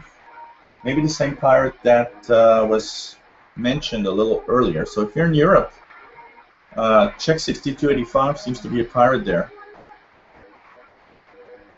right now. So thanks for checking in, Daniel. Continue the good work on the Hangouts and on the videos. He's learning a lot. Thank you very much. One of the reasons why I make these videos is I'm a big fan of shortwave radio, and I want people to know that it exists and that there's something else than just local AM, medium wave, or FM stations. I'm not a big fan of FM radio here. I must say one thing is that FM radio is something I pretty much have removed from my listening habits, except in 2 occasions. In the morning when I wake up, we have a VPR station that it comes in from the United States here on 107.9. I listen to the BBC News Hour from with my coffee in the morning. So from 9 to 10 local time, I'll listen to the BBC News Hour, sipping my little coffee, checking my day's work. And the other thing is, you know, if there's something happening, I don't know, big snowstorm, earthquake, whatever. Not that we have many earthquakes here. It's actually a very quiet spot here. The biggest things that we can have is, you know, snowstorms. And we're kind of used to that. So we'll have to really, really have a big snowstorm for it to be something major here.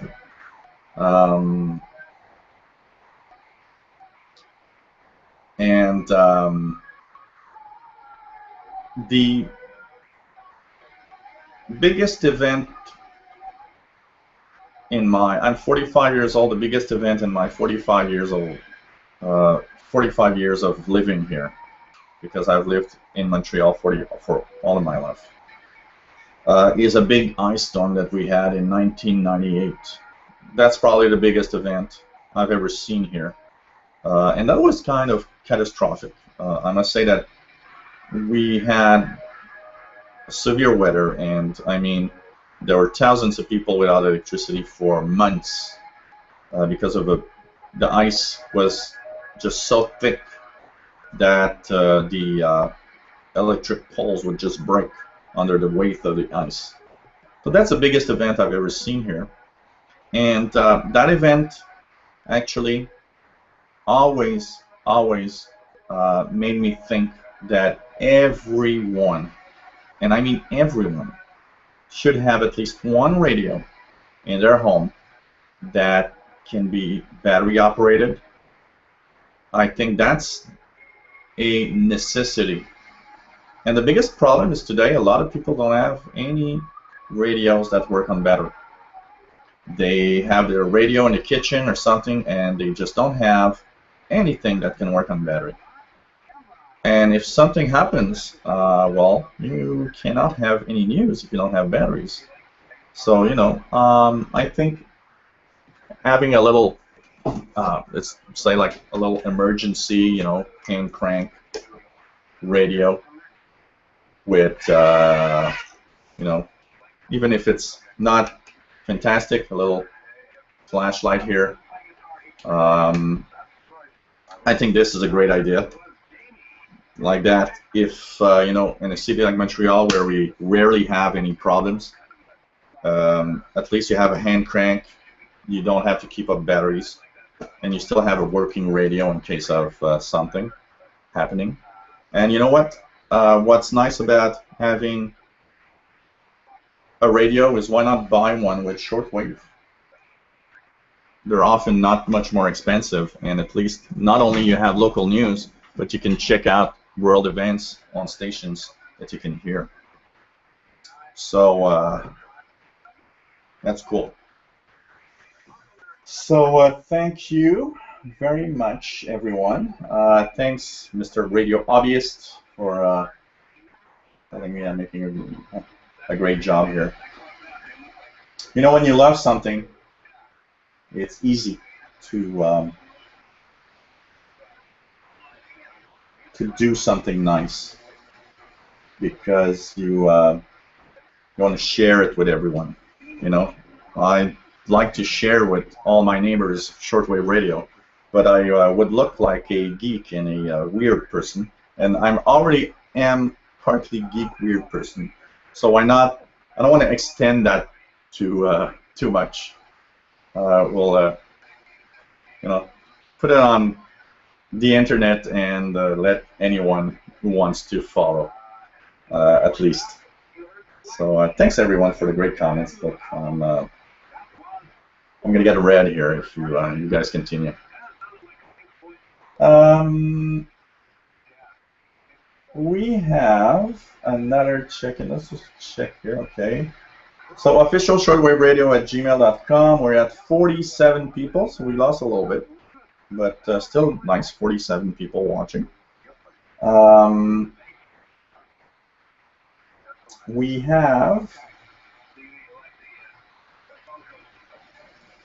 Olivia. That's nice. Nice to see some girls.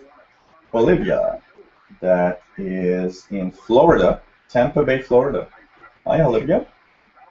She says that she doesn't have any shortwave radio, but she stumbled upon the Hangout, was watching the radios that I have, and that she just had to say hello, and that I reminded her of her father that passed away, that was a big fan of radio and would listen to international broadcasts when she was young, and she was so fascinated, and that she's extremely amazed that people still do this today, and that with the internet, she didn't think that radio, international radio, had survived. Yep, that is true. Thanks for the comment, Olivia, in Tampa Bay, Florida. That is true. Shortwave radio has come a long way, and the biggest enemy, if we can put it, it's not an enemy. I don't call it an enemy. The biggest, how can I say it? The internet is the biggest friend of shortwave. It's also its worst enemy. Let me explain. The friendly side of the internet is things like this: Google Hangout and shortwave radio, YouTube channel and shortwave radio, all the websites with all the station schedules. You know what? When I was 15, you'd join a club. The club would have a monthly bulletin with shortwave schedules that were more than a month old. So a lot of them were outdated. And I mean, that's how we had schedules. We had schedules that sometimes were like 2 or 3 months old. I mean, I remember watching Popular Communications magazine, and when I knew what I was doing on shortwave, I noticed that Popular Communications had shortwave schedules that would sometimes be 4 or 5 months old. Come on, 4 or 5 months, that's something. And so today it's just cool. You go on a website like the eibi.de.vu website, where I get the full schedules, or the addx.de website where you can get schedules, or primetimeshortwave.com where you get schedules. I mean, shortwave.am website, you get schedules, and many more, and you get really accurate schedules, updated frequently. So most of the schedules you get are really good, and actually that is the good part of shortwave. Sorry about my phone here.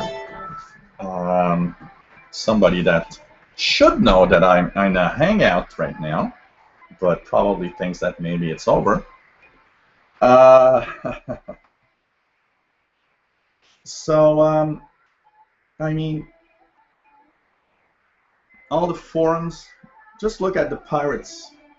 I went to HF Underground website. I looked at the logs, and you know, hey, it was there. Radio Free whatever was there. The other station, MAC Shortwave, we heard a little earlier. Somebody logged it. You know, I mean, that is the power of the internet with radio, and it's fantastic. I love that. I mean, at least we have something that helps us really a lot.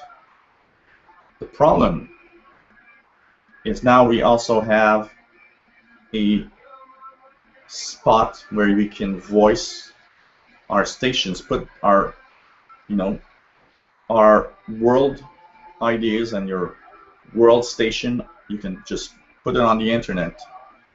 It will cost 1/10 of what it costs on shortwave, and there's no propagation problems. I mean, if you have geomagnetic storms, you'll still hear your Radio Sweden podcast every day. You know, that plays a big role. I think what keeps me on shortwave is the fact that I don't want to hear the BBC from the bbc.co.uk website. I want to hear the BBC on shortwave via Ascension Islands or whatever you transmit from, directly on my radio. It's something that I find much, much more interesting to do. So we got to understand that shortwave costs a lot of money. And what costs a lot of money on shortwave is the transmitter power. You got to remember one thing is that operating a 250 kilowatt transmitter costs a fortune, and it's probably what is the most of the money goes there. I know that in here at Radio Canada International, most of the money of Radio Canada International was going to the Sackville shortwave transmitter site. That's where most of the money was going.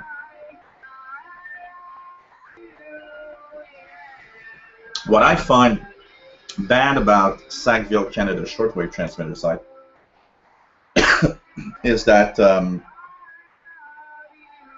Sackville transmitter site was one of the best placed transmitter site to reach North America. And it would have been one hell of a great relay spot. And I don't know. It would have been interesting to see if a company could buy that and operate, you know, have stations, lease, transmitter time, and all.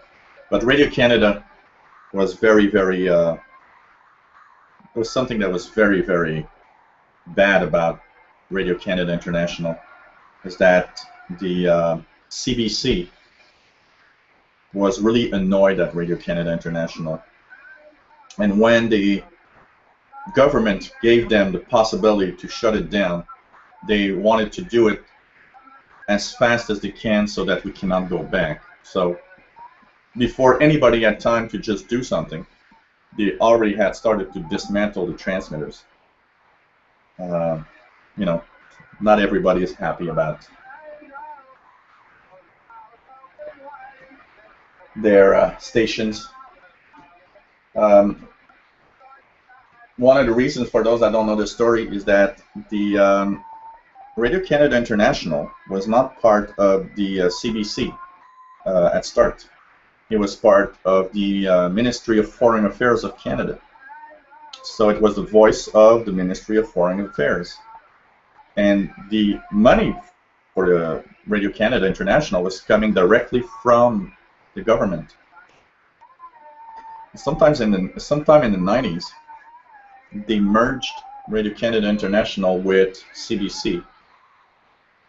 And the CBC that already had hundreds of millions of dollars of budget cuts, wasn't really happy to have something like a $16 million operation to add to their already cut budget.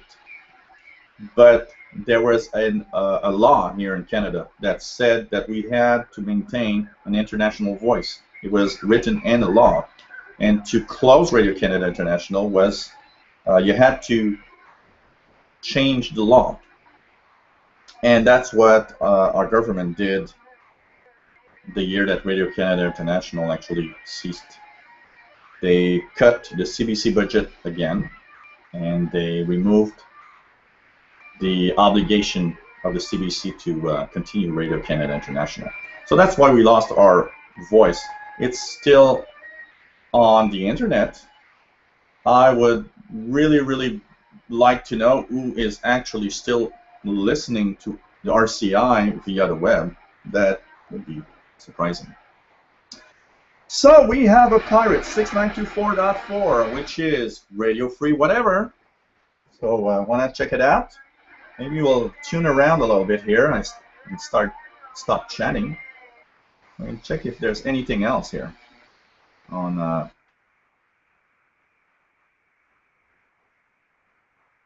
so there's this. So it seems that on the pirates all we have is 6924.4. I'm going to try something here. We're getting at 0100 hours UTC, and one of the stations I like to try is Thailand. So we'll try Thailand. It's there. It's not very strong. Radio Thailand 15590. Anyone hearing Radio Thailand? Starting their transmissions right now.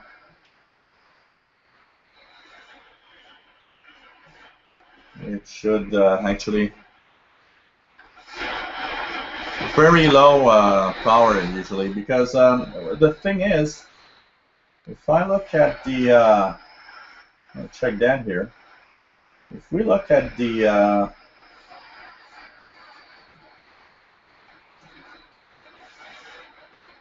propagation conditions here, solar flux 134. It's not very strong actually. We've been going downwards in the solar flux this week. So the signal on 15590 is always going downwards also. Radio Thailand transmits to North America over the poles. So when solar flux down, signal's down also. What else would I listen to if I would at 0100 hours? Of course, there's China Radio International. Saturday to his Vietnamese counterpart, urging Vietnam This is from Albania, 9570. and protect Chinese nationals and companies. 9570. A senior police official says police and relevant government agencies have been ordered to apply determined measures. We're back at 50 of the person watching the video. Yesterday's order has been delivered in a text message to millions of people. It's interesting to see the counter go up and down depending on what I'm talking about. The anti-China protests. More than 3,000 Chinese nationals have been evacuated from Vietnam as of Saturday afternoon after the recent battle of violence against foreign businesses and citizens. What's interesting about shortwave is that you see here, like they're talking about Vietnam having some violence and stuff. You know, stuff that we don't even hear in North America. We don't even know what's happening there. That's what I like about shortwave. We know more of what's happening in the world. Another station I would listen to would be Radio Romania English. In today's world of culture. And now here is the We're also on 11955. More frequencies coming in really well at this time. Romania's women's gymnastics team has won gold in the team competition at the European Championships. So, Financial rating agencies Radio Romania is always a great station to hear and to listen to. So, after 2 decades, really cool. experts have surpassed our country's impulse field of agriculture. Line Minister Daniel Constantine is first. We have Alexander in Pennsylvania, USA. Alexander, second time watching the Hangout. It's really cool. What camera I'm using, likes the quality. Okay. And he listens to Shortwave. He's back on Shortwave now. He was off Shortwave for many years. Started coming back to Shortwave when he came across a video of mine, and it gave him his idea that he would like to do it again. So we bought a Texan PL600 off of eBay after watching one of my videos. I love the radio, and it's a great performer, and it's been his main receiver since. Has a lot of noise. Would like to know what he can do to improve the reception of stations. So far tonight, he's tried things that I'm actually showing here, and except for Turkey 9830, he hasn't heard any pirates, and he's kind of wondering if something's wrong or what he could do to make a better reception here. Well, that's probably the main question everybody's asking all the time. Try this, by the way, if you're watching now, 9700 Romania, you should hear that. You should hear China 9570 also. These should come in, usually. I mean, you know, let's take out my PL600 and just 9570.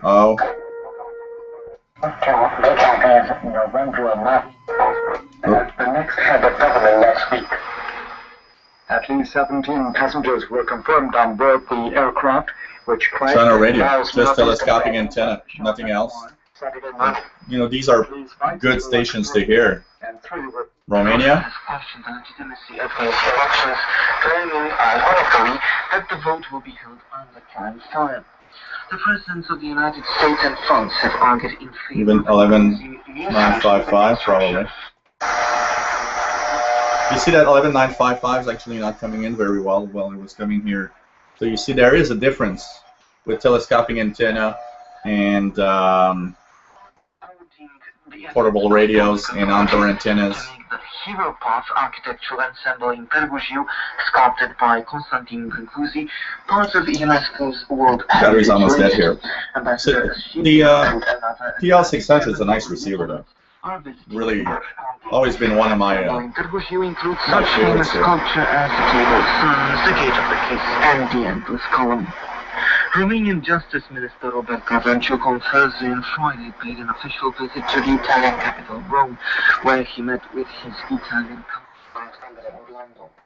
Talks focused on topics on nice big LCD. I love this radio is the LCD. The fact that the clock and the frequency displayed at the same time. So what can you do when you have a portable receiver? Well, you just was going away with the computer here.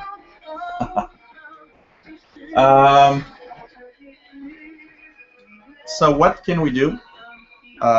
Let's just, if you don't mind, guys, I'm going to take a little break. I'm going to go just put some wine in my glass.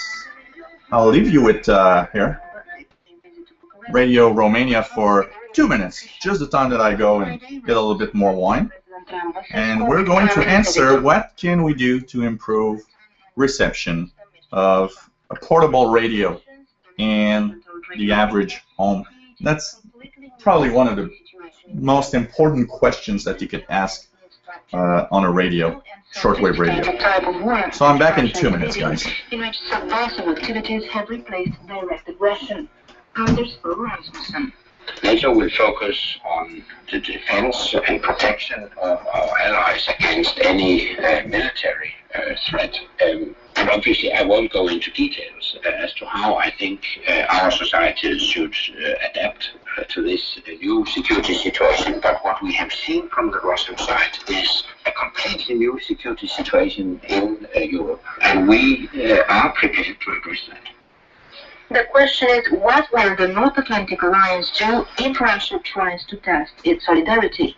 Of course, it's a hypothetical question at this stage, because I do believe that the mere existence of NATO and the existence of our Article 5 has a deterrent effect. So potential aggressors won't even think about attacking a NATO ally. But I can assure you that if Russia or anybody else were to attack a NATO ally, the alliance, all allies, would help that attacked ally and ensure effective defense and protection.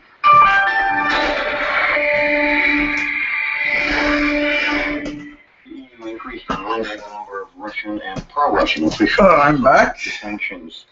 13 more people were added to the list of 48 officials sanctioned with asset freezing and traveling restrictions within the European Union.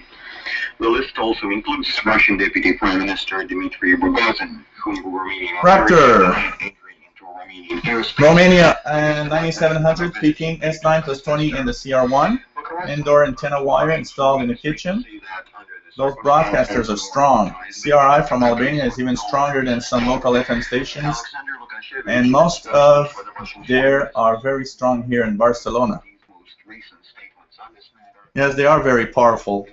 Romania is amazing. Since they rebuilt their transmitter site. Wow. Romania is the perfect example if you have good transmitters, great antennas, great engineers, of course. Man, you make it around the world with a shortwave transmitter. Must be late in Barcelona, by the way. You're, what, 1 a.m., 2 a.m. in Barcelona, something like that. So nice to see that you are hanging on here on the Hangout. So, what can you do to improve on shortwave reception with a portable receiver? So, let's suppose I have no big receivers. I only have, I don't know, a Texan or a Degen DE1103.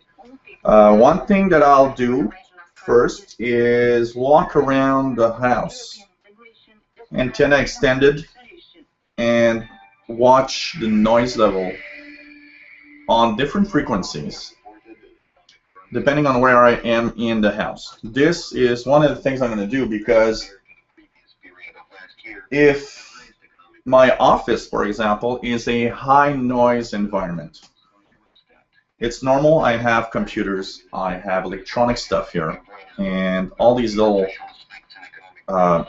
electronic transformers that come with all the devices today. They are awful in the noise department. So as much as I like, I probably would not be able to listen much to shortwave on a portable receiver in my office. But I just show you one thing. I just shown you that I can actually, you know, I go here, 9700. Investigations, solve and monitor outpatient diseases. I got hospital services under the new legislation. Some great reception. Are no longer admissible for treatment. Look at China. So it shows you that I still have good reception here, but it's not everywhere the same. You have to ID or identify your noise level and where it comes from, actually your noise sources. This is probably one of the first things. One thing that I did here where I live is lower my noise floor by changing some of the stuff that I have here. First of all, the lighting. Anything that is halogen, anything that is fluorescent, that usually makes noise. And I've changed the bulbs and I've changed the lamps that I use with low noise models.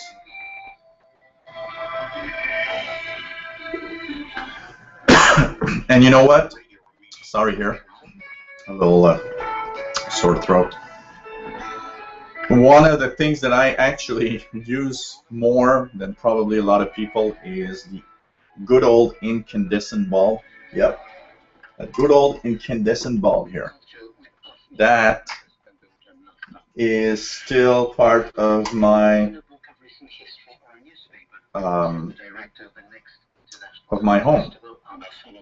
Why? Because they are zero noise emitters, zero. You can have a full home of incandescent bulbs, the 60-watt type, and there won't be any noise. And so, you know, I understand the laws that are coming with no more incandescent bulbs because they take a lot of energy.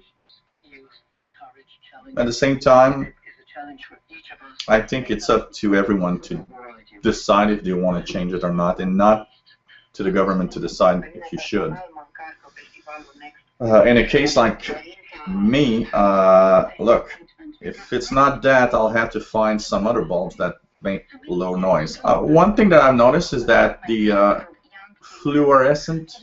compact fluorescent bulbs are better than they were before. They make less noise than they used to. So start by, you know, going around your receiver. The best thing to use in a receiver is the medium wave mode. Why? Because in medium wave, what's happening is that there's a ferrite rod inside the antenna, which is a big loop. So if you put a medium wave frequency in here, so let's just here. I'm on medium wave 530 here. When I turn the radio, I don't know if you hear, but at certain points there's more noise, at other points there's less. That helps me pinpoint where the noise level, where it's coming from. So by actually turning the radio, I know from where direction the noise is coming from. In a radio like this that has a ferrite loop, the signals are the strongest on the edge of the loop, and they are nulled at the sides. So if I have less noise, for example, like this, it means that that direction and this direction is the one with the least noise. If I have the maximum noise like this, it comes from there or from there. So look around you. If pointing over there points at your computer, for example, you have an idea that it's possible that it's your computer, you know. These are little tricks you can use. And you go around your house and check for that. That's one thing that you can do. And the second thing that you'll have to, you know, check is you'll probably have to do your radio listening. There's a good chance you'll have to do it in a room that you might not have to. You know, I made a lot of videos. I was in the kitchen, and you know, I mean, if you really love radio and you really want to listen, well, why not find a way to do it in a room? You know, even if it's not the best room in the world, make yourself a little cozy spot. One thing that you can do, because a lot of people, your wife or whatever, is not happy about the fact that you'll hang wires and stuff. What you could do is make yourself a little portable stuff, a little, table, one of those little tables that you just close and bring with you. So make yourself a portable listening station. You open your little table at the spot where there's a lot of noise. Put the radio there, little books, anything that you need. Do some radio listening. When it's finished, when it's over, you just take everything back, put it somewhere else, and you'll have your portable listening station. Another thing that will help improve signals is, of course, putting outdoor antennas. And I mean, a lot of people think of outdoor antenna and say, whoa, you're talking about something, people will imagine a big tower with these big antennas and stuff. No, shortwave, that's not what you need. You can have, with a simple piece of wire, an antenna. And I mean, all you have to do is buy yourself some little copper wire. Nothing really complicated. I'm just checking here if I have something I can show you that can be used, but I think I don't have any wire right now. Any little copper wire, electronics stores. If you have to, in the United States, go to the Radio Shack and check for wire, copper wire. Speaker wires are good for that, little copper wires for the speakers. And, hook up one part to the antenna here, the other part to outside. You don't have to. Some people just throw it off the window, a little piece off the window, 3 feet. And they say they got great reception. You might have to put it a little farther away from the house. And if all fails, well, you can, of course, when it's hot in the summer, it's cool. You can do some radio listening outside. And by the way, I'm about to start my summer series of DXing throughout the city. I will have videos of different parks, different areas around town where I'll sit down, plain old bench in the park, my receivers, and show you how you can, just with a little piece of copper wire, portable radio, do some DXing in a park in the middle of an urban area. So that's a little series coming up for this summer. But before anything else, before even the antenna, I think what you need to check out, and that's the biggest problem today, is the noise around you. TVs, big screen TVs, computers, everything's making noise. It's just incredible today. Noise level is just really something. Our friend in Barcelona says, talking about a transmitting site in towns about 50 kilometers north of where he lives. It could do 1 megawatt running 4,250 kilowatt transmitters in parallel. For 250 watt. Okay. Demolished in 2006 and nothing exists there anymore. Sad. Yeah. Lots of spots like that. Even across Europe, you look at the old medium wave, not medium wave, long wave transmitters that are slowly getting dismantled. And it's just amazing. One thing that's getting dismantled, and if you haven't ever heard of a HARP signal, HARP, which is a big US transmitter experiment station in Alaska, is shutting down. And they have been off the air for a little while now because they don't have any budget.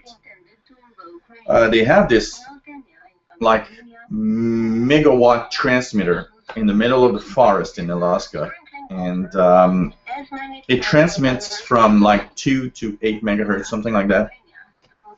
And you hear these kind of sweeping tones and all sorts of weird transmitters transmissions from there. Nothing voiced. It's really always like weird transmissions. If you Google HARP shortwave, you should hear some of these signals. The HARP shortwave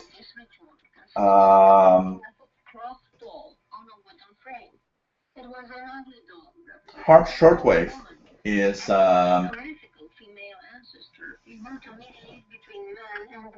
going to have its last test or its last experiments in June. So we should hear some signals coming out of Alaska, and they're easy to hear because they are extremely powerful. HARP is a major powerful transmitting station.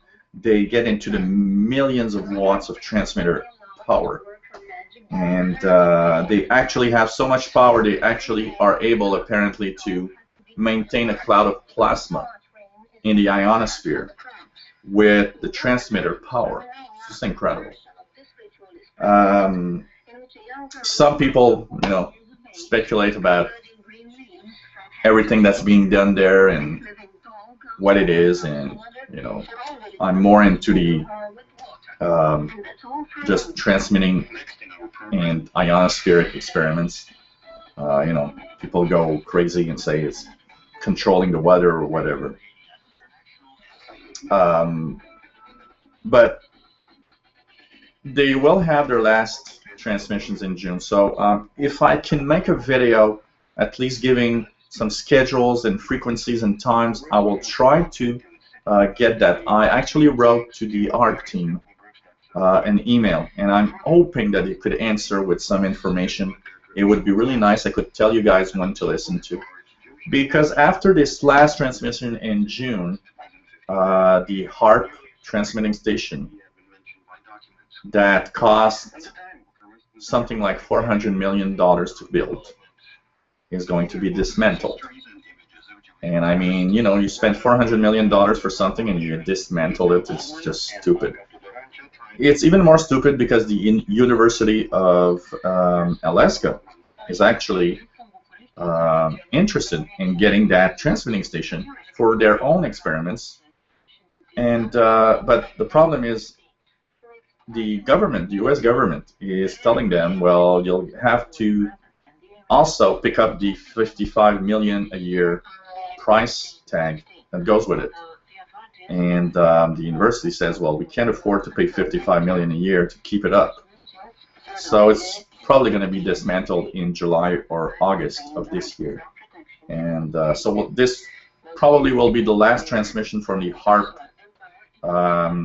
transmitter side experiments in Alaska.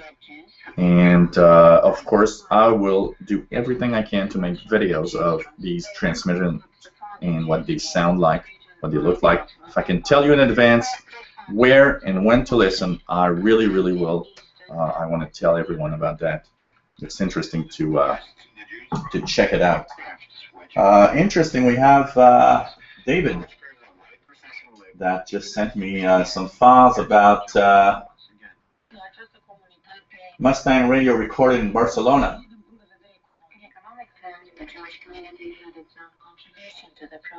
So, Angel, watching the Hangout 3, we're sending you a recording I made of the Pirate Station Mustang radio booming in. Got a Texan antenna wire, PL600 or PL600 radios, the same box. Okay, installed indoors. Receptor receivers of CR1. Okay, so why not take a little peek at this? Let's see if we can have this recording of a Euro Pirate Mustang radio recorded in Barcelona. So I'll download it here, and I'll just record it on my desktop. There we go. And we'll have a peek at the Mustang Pirate recorded from Barcelona. Thank you very much for that recording. Really, really happy to have it. I'll keep it in my shortwave radio recordings and stuff. It's really going to be cool. Thank you very much for that. I'm very, very happy. And HARP, I'll try to keep everyone up to date. Probably make a video just to talk about it for those that aren't watching the Hangout and don't know what's happening. I've heard HARP transmissions in the past. The first times I've heard HARP transmissions, I didn't know they were HARP transmissions. Later on, I knew because I've heard recordings on the internet, and I understood that what I was hearing was HARP transmissions. You know, it's kind of interesting, these mysterious sounds from Alaska. So it's always nice to check out. So, before I continue chatting away, talking about anything and everything shortwave,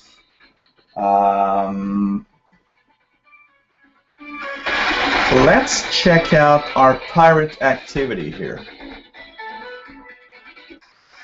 And if anyone has a signal, any type of signal, weird signal from somewhere, why not let us know?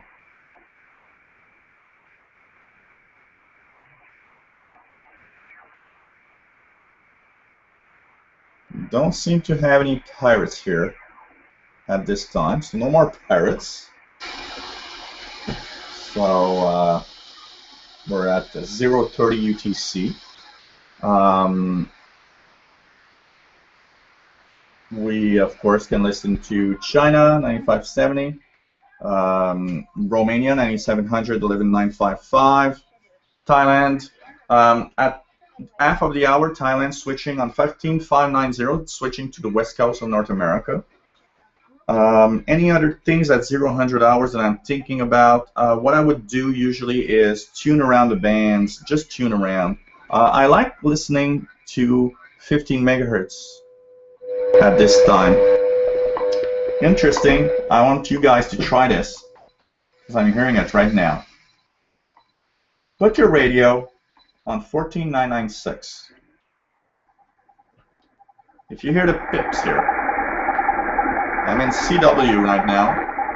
You can maybe try to put it on 997 lower sideband if you are not sure. But try it out. It's a little difficult because WWV is so close. This is RWM. This is Moscow time signal, actually. That's what you're hearing, the pips here. This is a I think it's 4 kilowatts, 4,000 watts only. 4 kilowatts out of just the suburb of Moscow, and it's time signal RWM. I'd like to know if anyone out there right now can hear these. Maybe in Barcelona you can hear it. In Barcelona, closer, it might be possible, but it's actually quite strong. It actually makes my S meter move up, and that is pretty much exceptional, because I rarely have the pips move the S meter. So propagation towards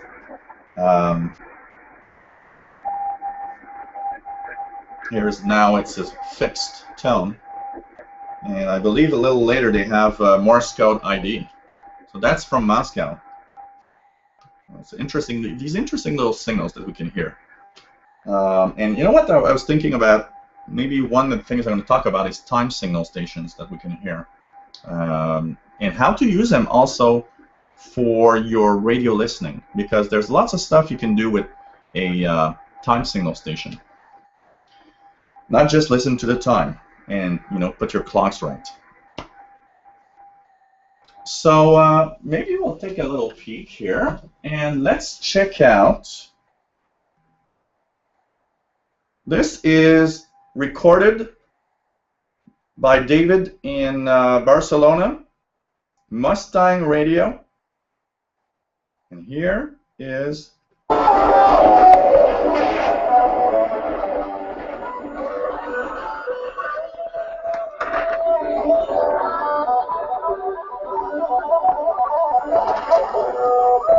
this is a recording from Barcelona.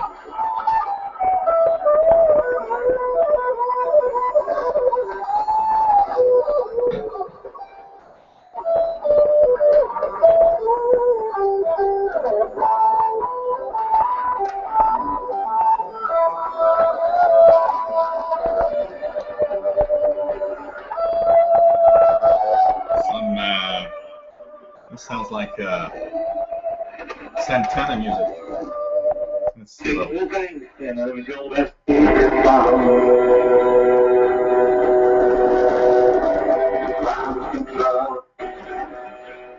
There's some David Bowie, Space Oddity. Let's see if we can have some talk.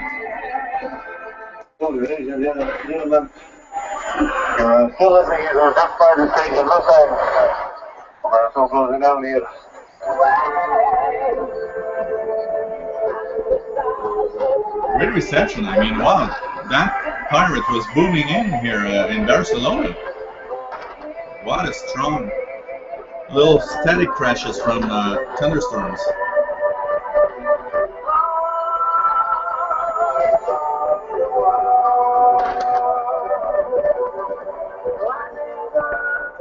Pretty cool.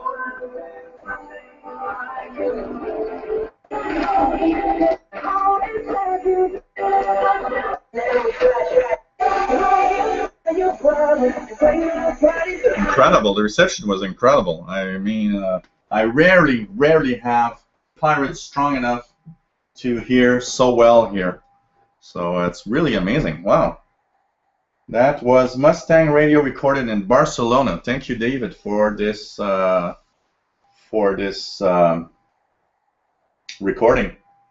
Very much appreciated here.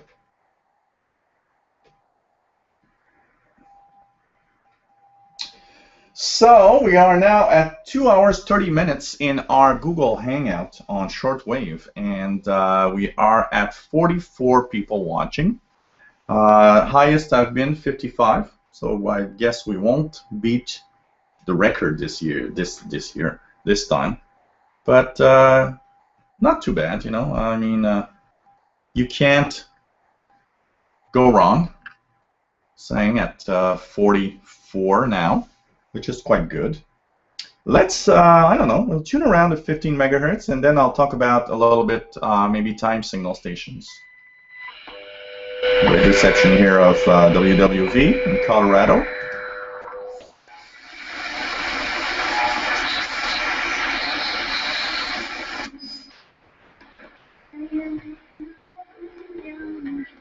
Interesting, 15120. What's that? I'm gonna check out. I don't know what that is. Actually. Oh. Something in Chinese.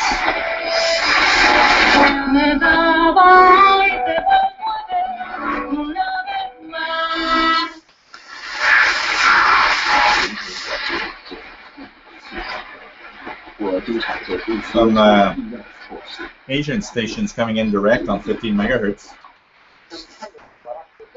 That's Cuba, 15230.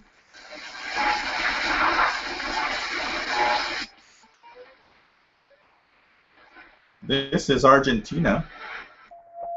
You can rarely comes in that well on 15345 at this time. This is Argentina, probably in Spanish. Anyone hearing Argentina? 15345. And if we continue here,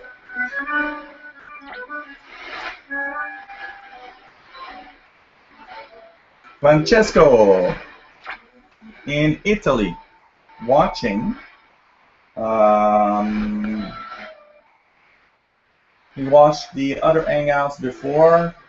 He's been doing some insomnia, and while he was up and wondering how he could go back to bed, he was thinking, hey, I think there's a Hangout. I should check it out. That's cool. Why not? If you can't sleep, why not go out, go on your computer and check a Hangout about something you like? I think that's a good idea. And who knows? Maybe it's going to help you sleep. Hopefully not because I'm boring.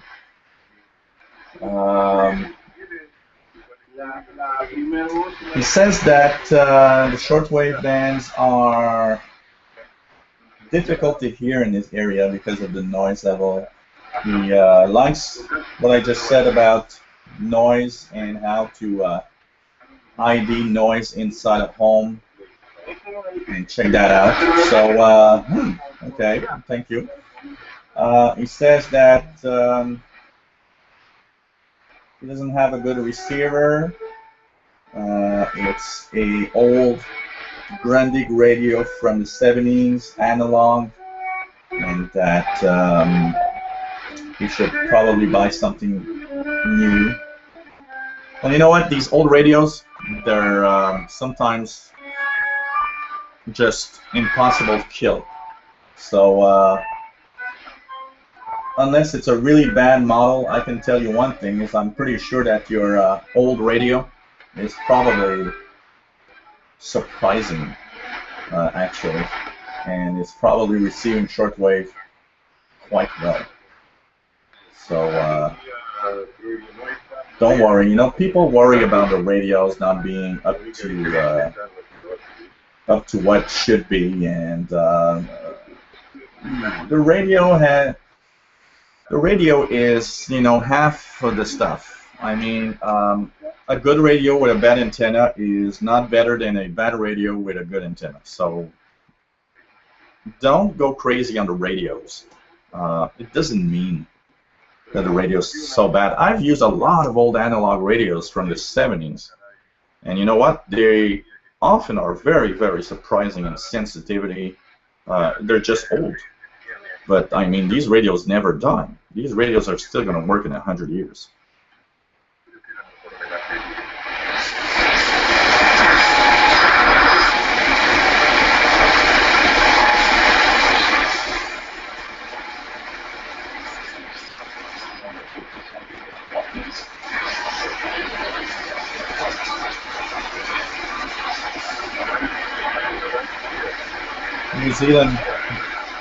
New Zealand making it just a little bit. This is the start, you know, here in the eastern coast, Montreal. Radio New Zealand for me is the summer station, because it's a station I listen a lot in my late summer evenings. This summer, June, July, August, summer nights that are, you know, those hot summer nights. You're just outside and you don't want to do anything because it's just so humid and hot. You know, I'll just go out with a portable receiver, hook up a pair of earphones, and listen to New Zealand at 11 p.m. midnight. They shut down 15720 around 1 a.m. local time here, which is 500 UTC. So this is my summer listening, as I call it. One station I miss a lot on 21740 is Radio Australia. They decided to stop 21740 kilohertz that they were using up to like 0200. I missed that. It was one of the great frequencies for the evening in North America. Really missed that. So now what's left is, you know, mornings, 9580 up to 1400 hours. It's okay, you know, I mean, I can listen in the morning, but I miss 21740. Another thing that we are talking about Australia, is there were a lot of news about the Australian government cutting back the ABC, the Australian Broadcasting Corporation budget. And one of the things that we were kind of scared is Radio Australia's disappearance of shortwave. I mean, Radio Australia for me is something that I enjoy listening to. I like it, not just because it's just so far away, but the amount of Pacific and Asian news you get out of Radio Australia. I mean, Radio Australia is the BBC of Asia Pacific. You have so much info out of Radio Australia from what's happening in that part of the world. Would be really, really, really sad to see them go, actually. So we were talking about time stations. That's what I'm supposed to talk about, so it's not too bad. I keep my ideas, and hopefully you guys are enjoying it.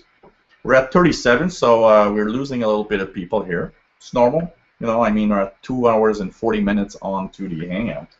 It's a long Hangout. It's normal we lose people. And you know what? What's cool about this Hangout with Hangouts is that you can actually look at the Hangout the next day or a week later and just go to the spots. Oh, that's boring, that's boring, that's good, that's good, that's good. You can just choose what you want and what you don't like.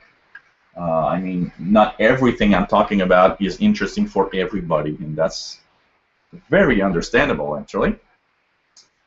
So just going to check here. Do I have some more messages coming in? Official shortwaveradio@gmail.com. Remember, official shortwaveradio@gmail.com. If you want to write an email. So, Jennifer, wow, we have, I think it's a record in women tonight. Jennifer. So you know what? When I say, hey guys, I'll have to be more careful. There's not just us men watching and listening radio. It has more than that. So, Jennifer, she's in...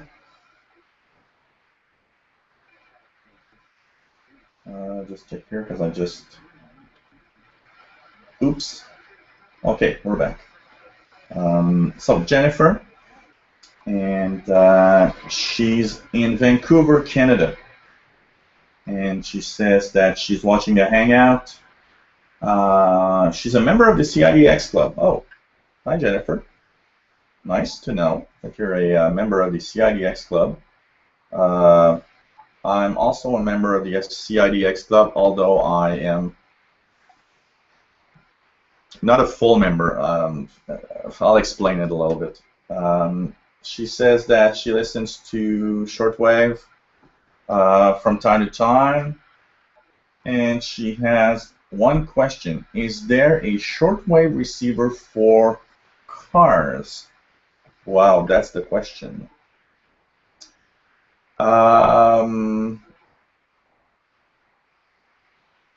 Okay. Well, hi Jennifer. Nice to see a fellow Canadian. So you're probably off work on Monday because we have Canadian holiday. Car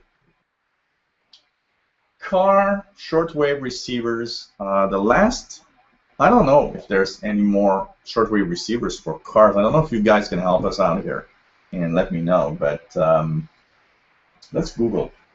Let's Google car shortwave receivers and see what it does. Car shortwave radio.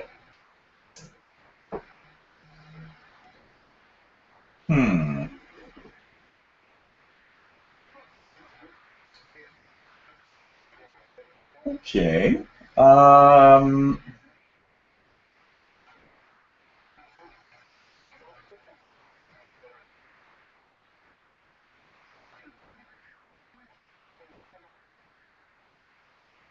Yeah, it's pretty much what I think. It seems that there aren't any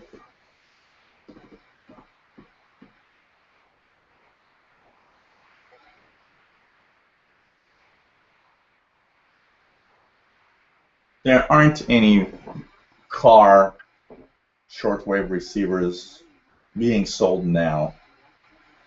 You know, the last one that I remember that was very popular, if I remember well, was a Magnavox or a Philips car receiver that was very, very popular among shortwave radio enthusiasts because it was a good shortwave radio.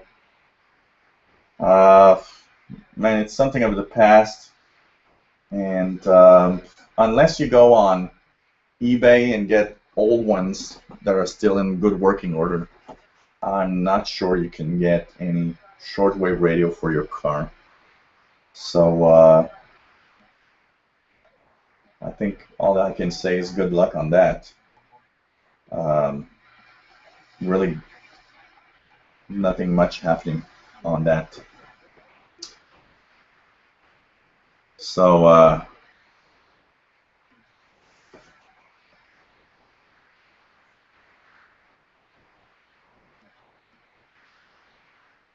yeah, thanks Raptor for the Mustang and Pirates stuff. It was really, really nice. Good night. I'm going to sleep. So take care. It's always nice to see you, and hope you have great time in Barcelona. And thank you very much.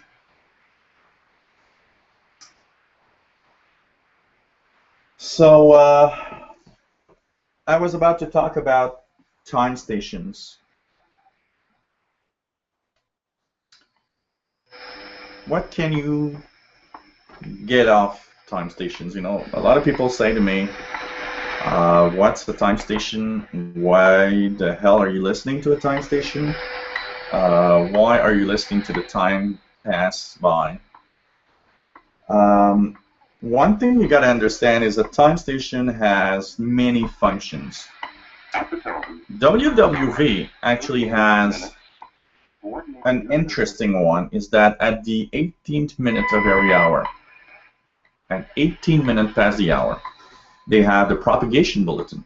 So you can use the 18 minutes of each hour. It's updated once a day, every, I believe it's at 2100 hours. And you can check it out to know what's the solar flux, what's the geomagnetic activity, know if there were some space solar storms and stuff like that. So you have an idea about shortwave propagation, how well it's going to be or not. So that's one thing. The other thing is that if you can calibrate your receivers by checking the difference in tone from upper lower sideband on expensive receivers, you know if your frequency display is off, and you can readjust on some receivers. This one cannot, but on some receivers you can readjust. Of course, the most important thing why there is such a station is to make sure that your clocks are precise. And there are some importance about that. You know, people say, well, if my clock's 30 seconds late, who cares? On everyday stuff, it doesn't matter. But for example, if I want to decode JT65 digital amateur modes, the time of my computer's clock needs to be less than half a second difference from the real clock.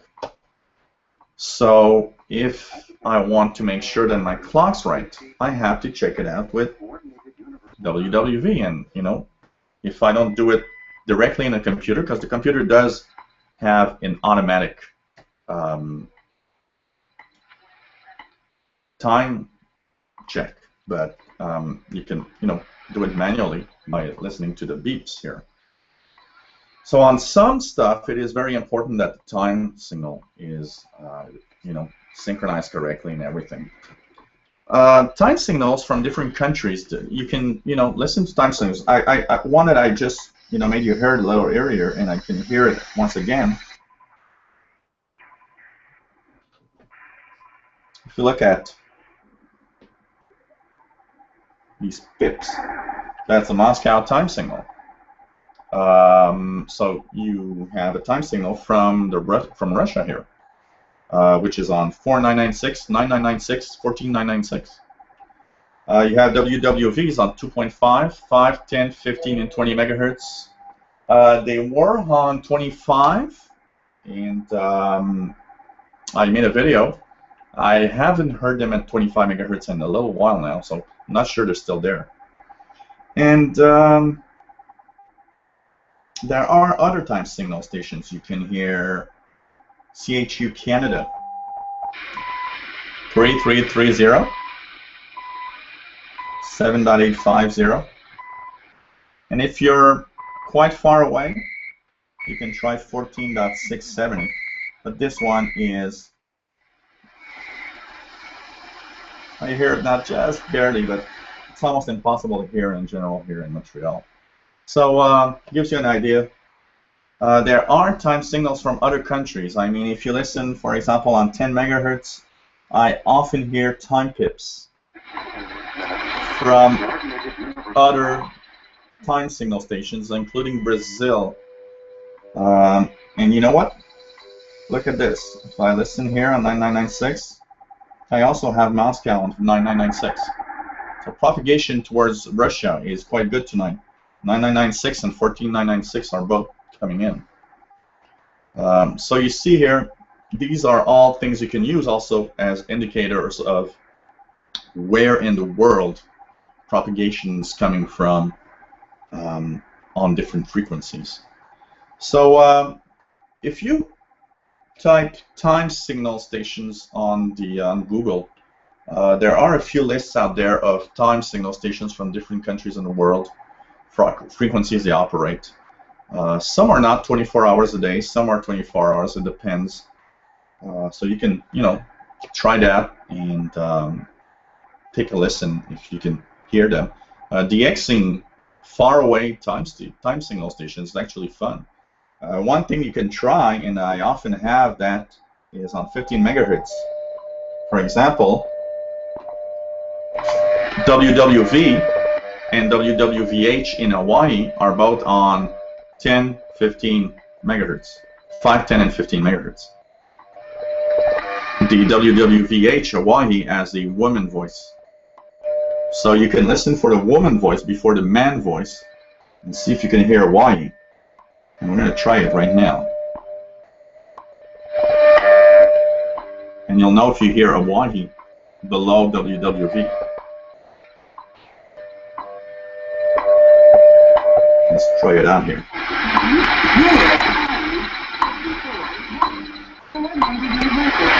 So you just heard the woman voice, that was from Hawaii, and the man voice, that's from Colorado. And on 15 megahertz, actually, if you listen a little later on, around 11 p.m., I'd say, there's often a signal from Hawaii stronger than the one from Colorado. It's interesting to see. We are at 40 spectators, which is not too bad. We had got down to 31, and I was starting to think that maybe we're going to wind down stuff, but hey, why not check it out? officialshortwaveradio@gmail.com if you want to write us. No other emails, I believe.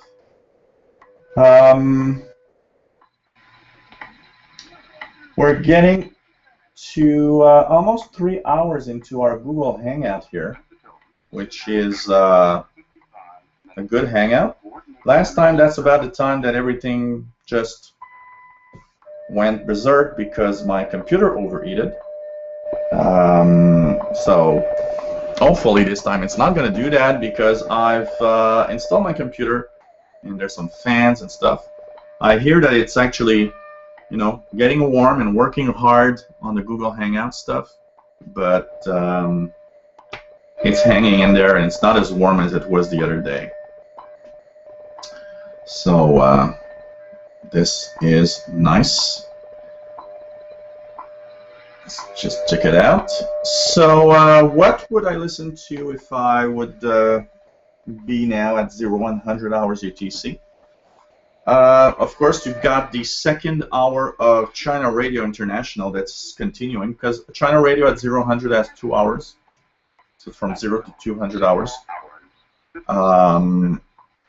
So you can continue on China Radio 9570 from Albania, coming in really well in North America. So we'll just check it out here again, 9570. All in today's Chinese studio. When you walk into a Chinese restaurant, First, you may hear 欢迎光临. welcome. Yes, 欢迎光临. So this is the Chinese. 欢迎, the first tone. Learn Chinese. Second tone. 欢迎. What I would listen to. And 光临 shows the respect for the customers. 光临. 欢迎光临, welcome. 欢迎光临. And The then Galaxy all Hopper. waitresses will say, I am interested in shortwave. Thank you. My first time I saw you pop up on Google Plus. Cool. Welcome aboard. And it's nice to have new people watching. Now And it's time to order something. keeping shortwave alive is one of the reasons I do these Google Hangout stuff. So thanks for saying hi. And for the call. So at 0100 hours UTC, I would probably go to 12005 because in about a minute or two, Voice of Vietnam is going to pop up 0100 with usually a great signal from Great Britain. 12,005 kilohertz is their summer frequency this year. And so that would be one of my choices. I speak French, so one of my other choices would probably be Radio Romania French service on 9700 and 11955 also. So it's really cool. So we're going to wait for it to actually show up and see if it works well. Before, let's just take a peek at our pirate station activity right now. Any pirate stations?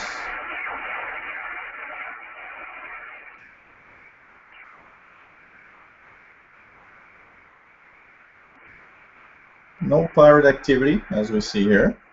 So, so nothing on pirate. We did have a great chance tonight of hearing 2 pirate stations. So, you know, I was hoping for that because the last 2 Hangouts, no pirate activity. I was like, man, it's a bummer. For a Saturday night, no pirate activity. It's kind of boring. And I was happy to have pirate stations.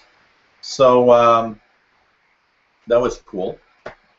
And at least we had some unusual radio listening experience for today.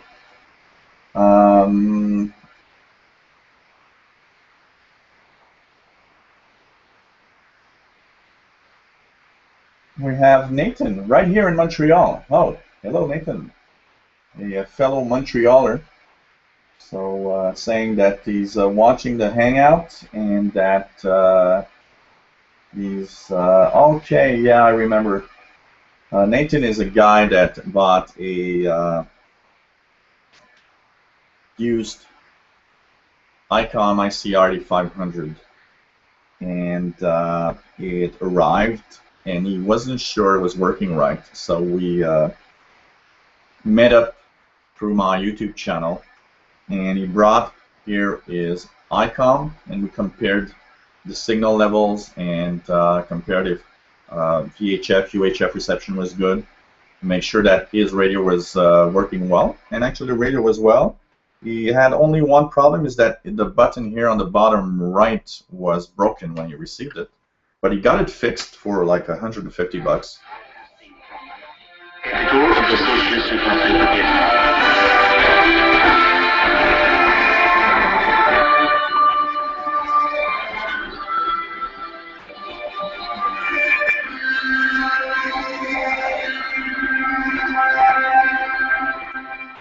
Hello and welcome to the Voice of Vietnam. I'm Mimi. In today's program, after the news, we will report on a photo exhibition called for the nation. So Voice of Vietnam coming in quite well. This is transmitting from Great Britain, actually. They are using a relay. Let's try it out on our Texan PL600 with telescopic only. Will this station come in? 12005. And while in local website projects are under review, overseas friends continue to present the standards As you see, the noise level is depending on where I in am. the first round of nuclear talks between Iran and P5+1 ends without any result. Now the news in detail. The party secretariat meets with former senior party and state leaders in the South region on Saturday. to inform them of the domestic situation and instructions of the party. Let's check it out now on the PL450. Let's see the difference. You'll see the difference in the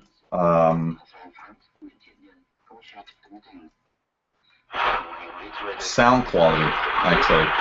People defending national independence, sovereignty, the party, the state, the people, and the regime, as well as national interest. It's a little noisy. And that ET bluish thing here is my camera. And different efficiency of the dendrite and the bauxite projects. As you see, depending on the radio you're using, it's not always the same. What is a pirate station? Haha. You missed out on the early. Let's just try it out here.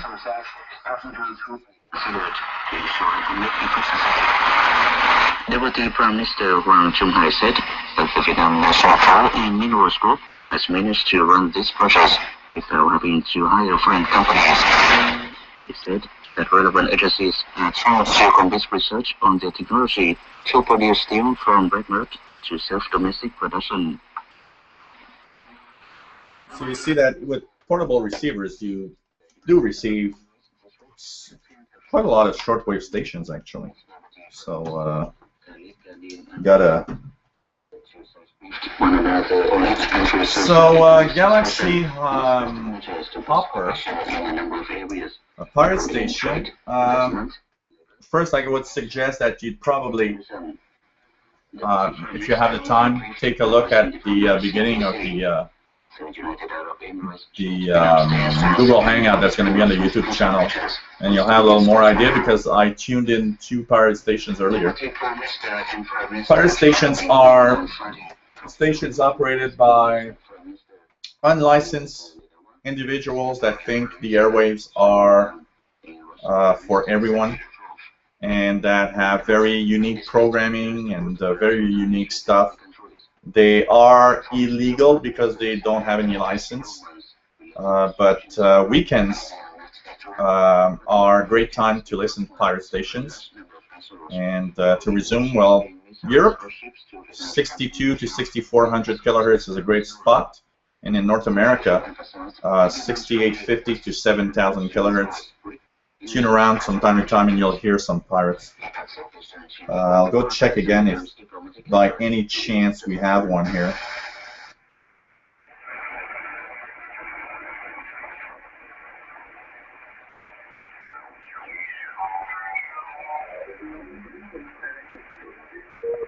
There's one.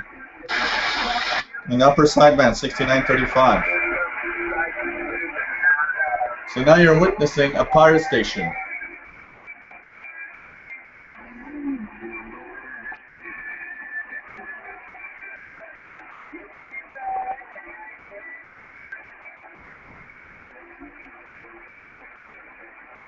.935 kilohertz upper sideband, and you want to listen to a pirate station. Let's check HF Underground and see what they have. HF Underground.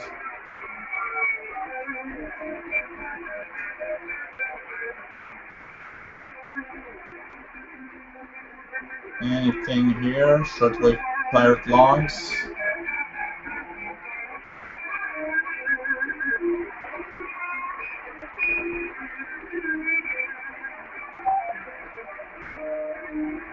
So this one's not logged yet, I believe.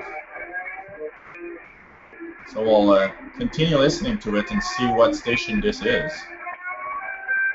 So, hey, you guys, tune around. 6935 upper sideband with some rock music.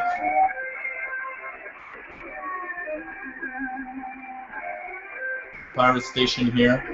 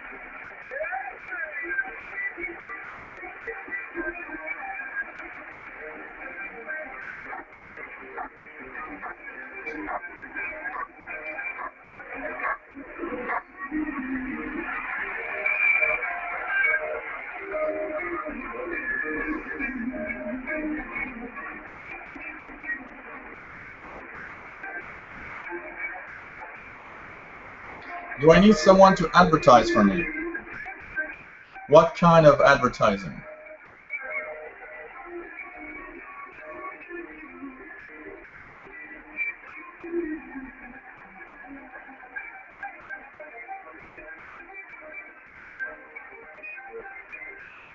Anyone wants to write? We have the question section, and we have the official shortwaveradio@gmail.com email.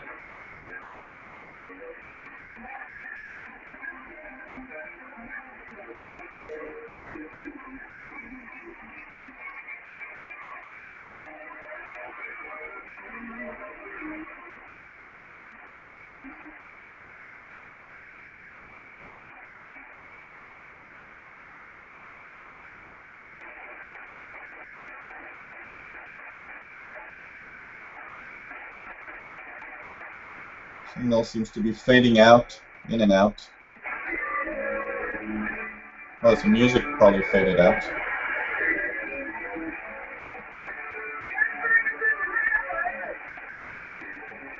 So this is more rock music oriented pirate.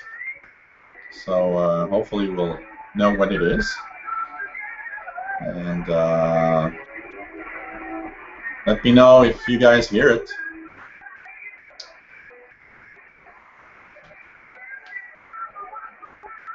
We have John in Toronto. Hi, John. Welcome, fellow Canadian. John in Toronto says he's hearing 6935 upper sideband on his Grundig receiver and with a very strong signal. So stronger than here probably means that you might be closer to the pirate than I am. You can sometimes have an idea of where they are when we get logs of different people, and we see that some people hear them stronger than others. We have an idea of where the pirate might be, but pirates never tell where they are. So and that pirate that I just had a flash. The pirate that I was trying to find its name earlier is Undercover Radio. It has this great catchphrase, Undercover Radio, transmitting from the middle of nowhere. Love that. So he says that he's been joining now for the past 10 minutes, and he's enjoying the hangout. He didn't know it was on, so he missed most of it. But he really enjoys what he's watching, and thank you for being there for talking about shortwave. Says that there's not a lot of people maintaining the flame. That's true. You have to be a little crazy to maintain the shortwave flame if you want. So yeah. We are at 36 spectators. We reached a high of 55 about an hour ago. And so slowly but surely we're going to get a hangout shut down the hangout slowly. And I think we had a good run. We're at a little more than 3 hours now, which is quite cool.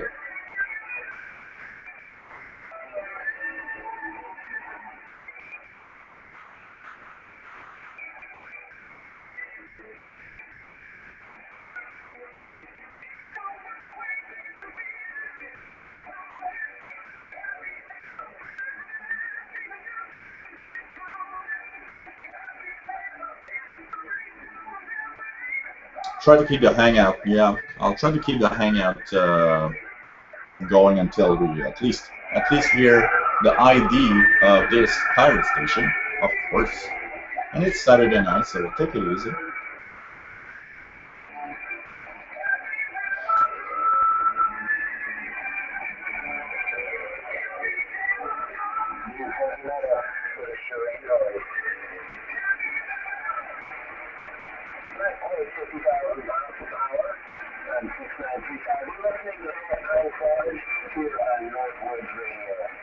Northwoods Radio.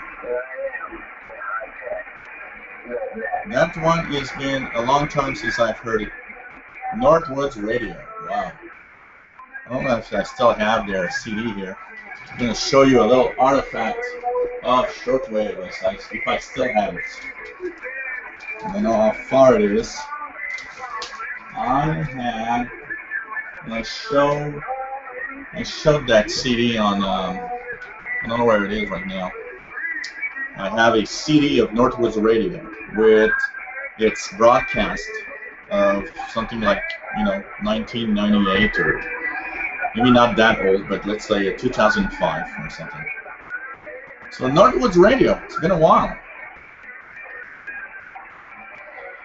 Thanks, I just turned on my shortwave receiver. Cool. Are you hearing the Pirate, Galaxy Hopper? Did you try it? Are you hearing that famous Pirate? It's an upper sideband, so your receiver needs to have upper sideband capability, a single sideband. Let us know you're hearing it. Well, we're back at 40 people watching, so it's not bad. We're actually hanging in there, and I like that. Third Pirate we hear tonight. That's a good run for a Saturday night Pirate run, I would say. A good night of Pirates is 3-4 Pirates, usually. And I've heard nights where we had 2 or 3 Pirates running simultaneously on different frequencies. So you had to choose which Pirate you actually wanted to hear. And that's annoying because you're going from Pirate to Pirate trying to ID. And because you're just going from Pirate to Pirate, you just don't ID anyone. And you have to go to HF Underground website to know. So 6935 upper sideband for Northwoods Radio Pirate. That's nice. Some rock music here.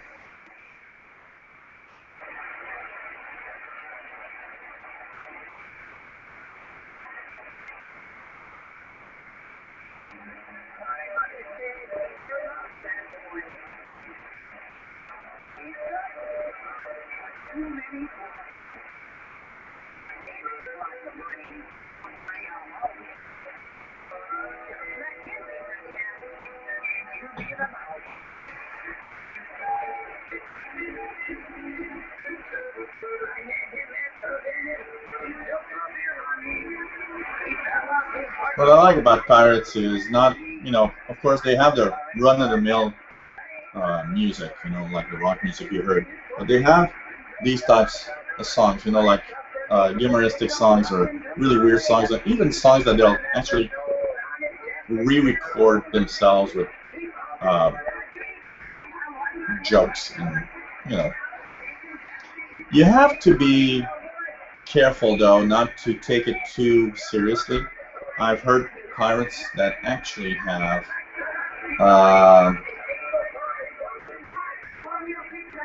only megahertz. Well, 6930 at 5 kilohertz is 6.9 megahertz.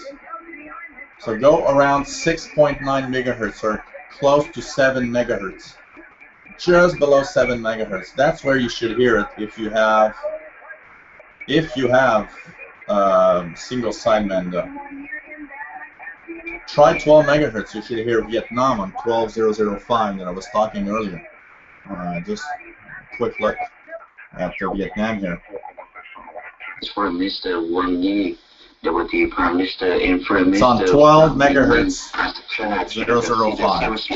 And respond positively to so you can try that, Galaxy Hopper, if you want. On a regular press briefing, Foreign Ministry spokesperson Lei Hai-Min said,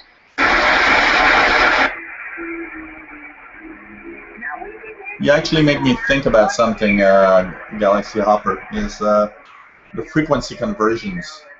That can be a little mixing for people. Radios, especially if you have an old radio or even an analog radio, often have a dial in megahertz, and stations often give their frequencies in kilohertz. And checking out a new season of 2014 live tonight on a Saturday night, 6935 on your radio as we come up with the ID. Would this be the ID? Broadcasting freedom from the Great Lakes. All right, it is May. It's on the 1st of May, but we like to play this every May. Might want to hide the kids on this one. This is Johnson Coltrane, 1st of May. Northwoods Radio. So the conversion on frequency is that 6,000 kilohertz is equivalent to 6 megahertz. It's just a question of putting the decimal in a different spot. So if you see a frequency of 6,935, for example, like I just talked about, well, it means it's 6.9 megahertz or 6.935 megahertz, just below 7 megahertz. So a lot of people get confused about that, and it's totally normal. You know, it's a question of math and knowing where you are actually. So look, I'm going to actually sign off the Hangout here. I don't mean to cut it out, but we now know that this is Northwoods Radio. We've been going on for like 3 hours now, and I'm slowly getting out of voice here, even though it doesn't show, because I have this big voice. I was happy to do that Google Hangout tonight. I hope you guys enjoyed it. I hope that you can, you know, don't forget that you can go on the official SWL channel and check the Hangout over and over and over and over as many times as you want. Thanks for everyone that signed in, logged in. We've reached a peak of 55 an hour, a little past an hour ago. We're at 33 right now, so we're slowly going down. I hope you guys enjoyed the Hangout. It was really nice. It's always fun to do Hangouts. I always enjoy. You guys are great. And I think Hangouts are a great way to do some live stuff on the web and have fun. So take care, and hope to see you soon. Next Hangout will be in June. I promise I'll do an Hangout at least once a month. So next Hangout somewhere around mid-June, and hopefully everybody is going to enjoy it. I'll try to make a weekday Hangout. I know, you know, not everybody has the same schedule, so probably we'll do something like a weekday Hangout or something. So hope to see you guys again soon. It's always fun, and it's always nice to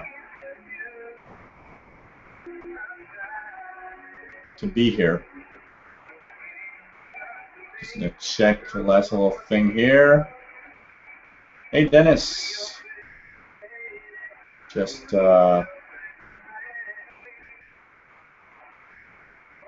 posted a little something, so that's why I saw Dennis here. But apart from that, everything's kind of quiet down now. So we're going to shut off and sign off for the night. 3 hours, 20 minutes Hangout. Doesn't beat my record. I don't remember what the first Hangout I did was like, I don't know, 5 hours, something like that. It was incredible. So continue listening to Shortwave, everyone. Thanks for being there. Thanks for supporting my channel. And we'll see you all in about a month in the next Hangout. That should be, I'll try to do it maybe a Friday night instead of Saturday night, maybe different people will be able to view. I'll try to do a hangout sometime, maybe in the middle of the day, you know, like, I don't know, 1600 hours UTC or something, and try to get more Europeans participating, because I am aware that in Europe it's very late when I start my hangouts, but we have lots of North American spectators, so it's cool. So take care, everyone, and see you in June for the next Google Hangout on the official SWL channel. Bye-bye.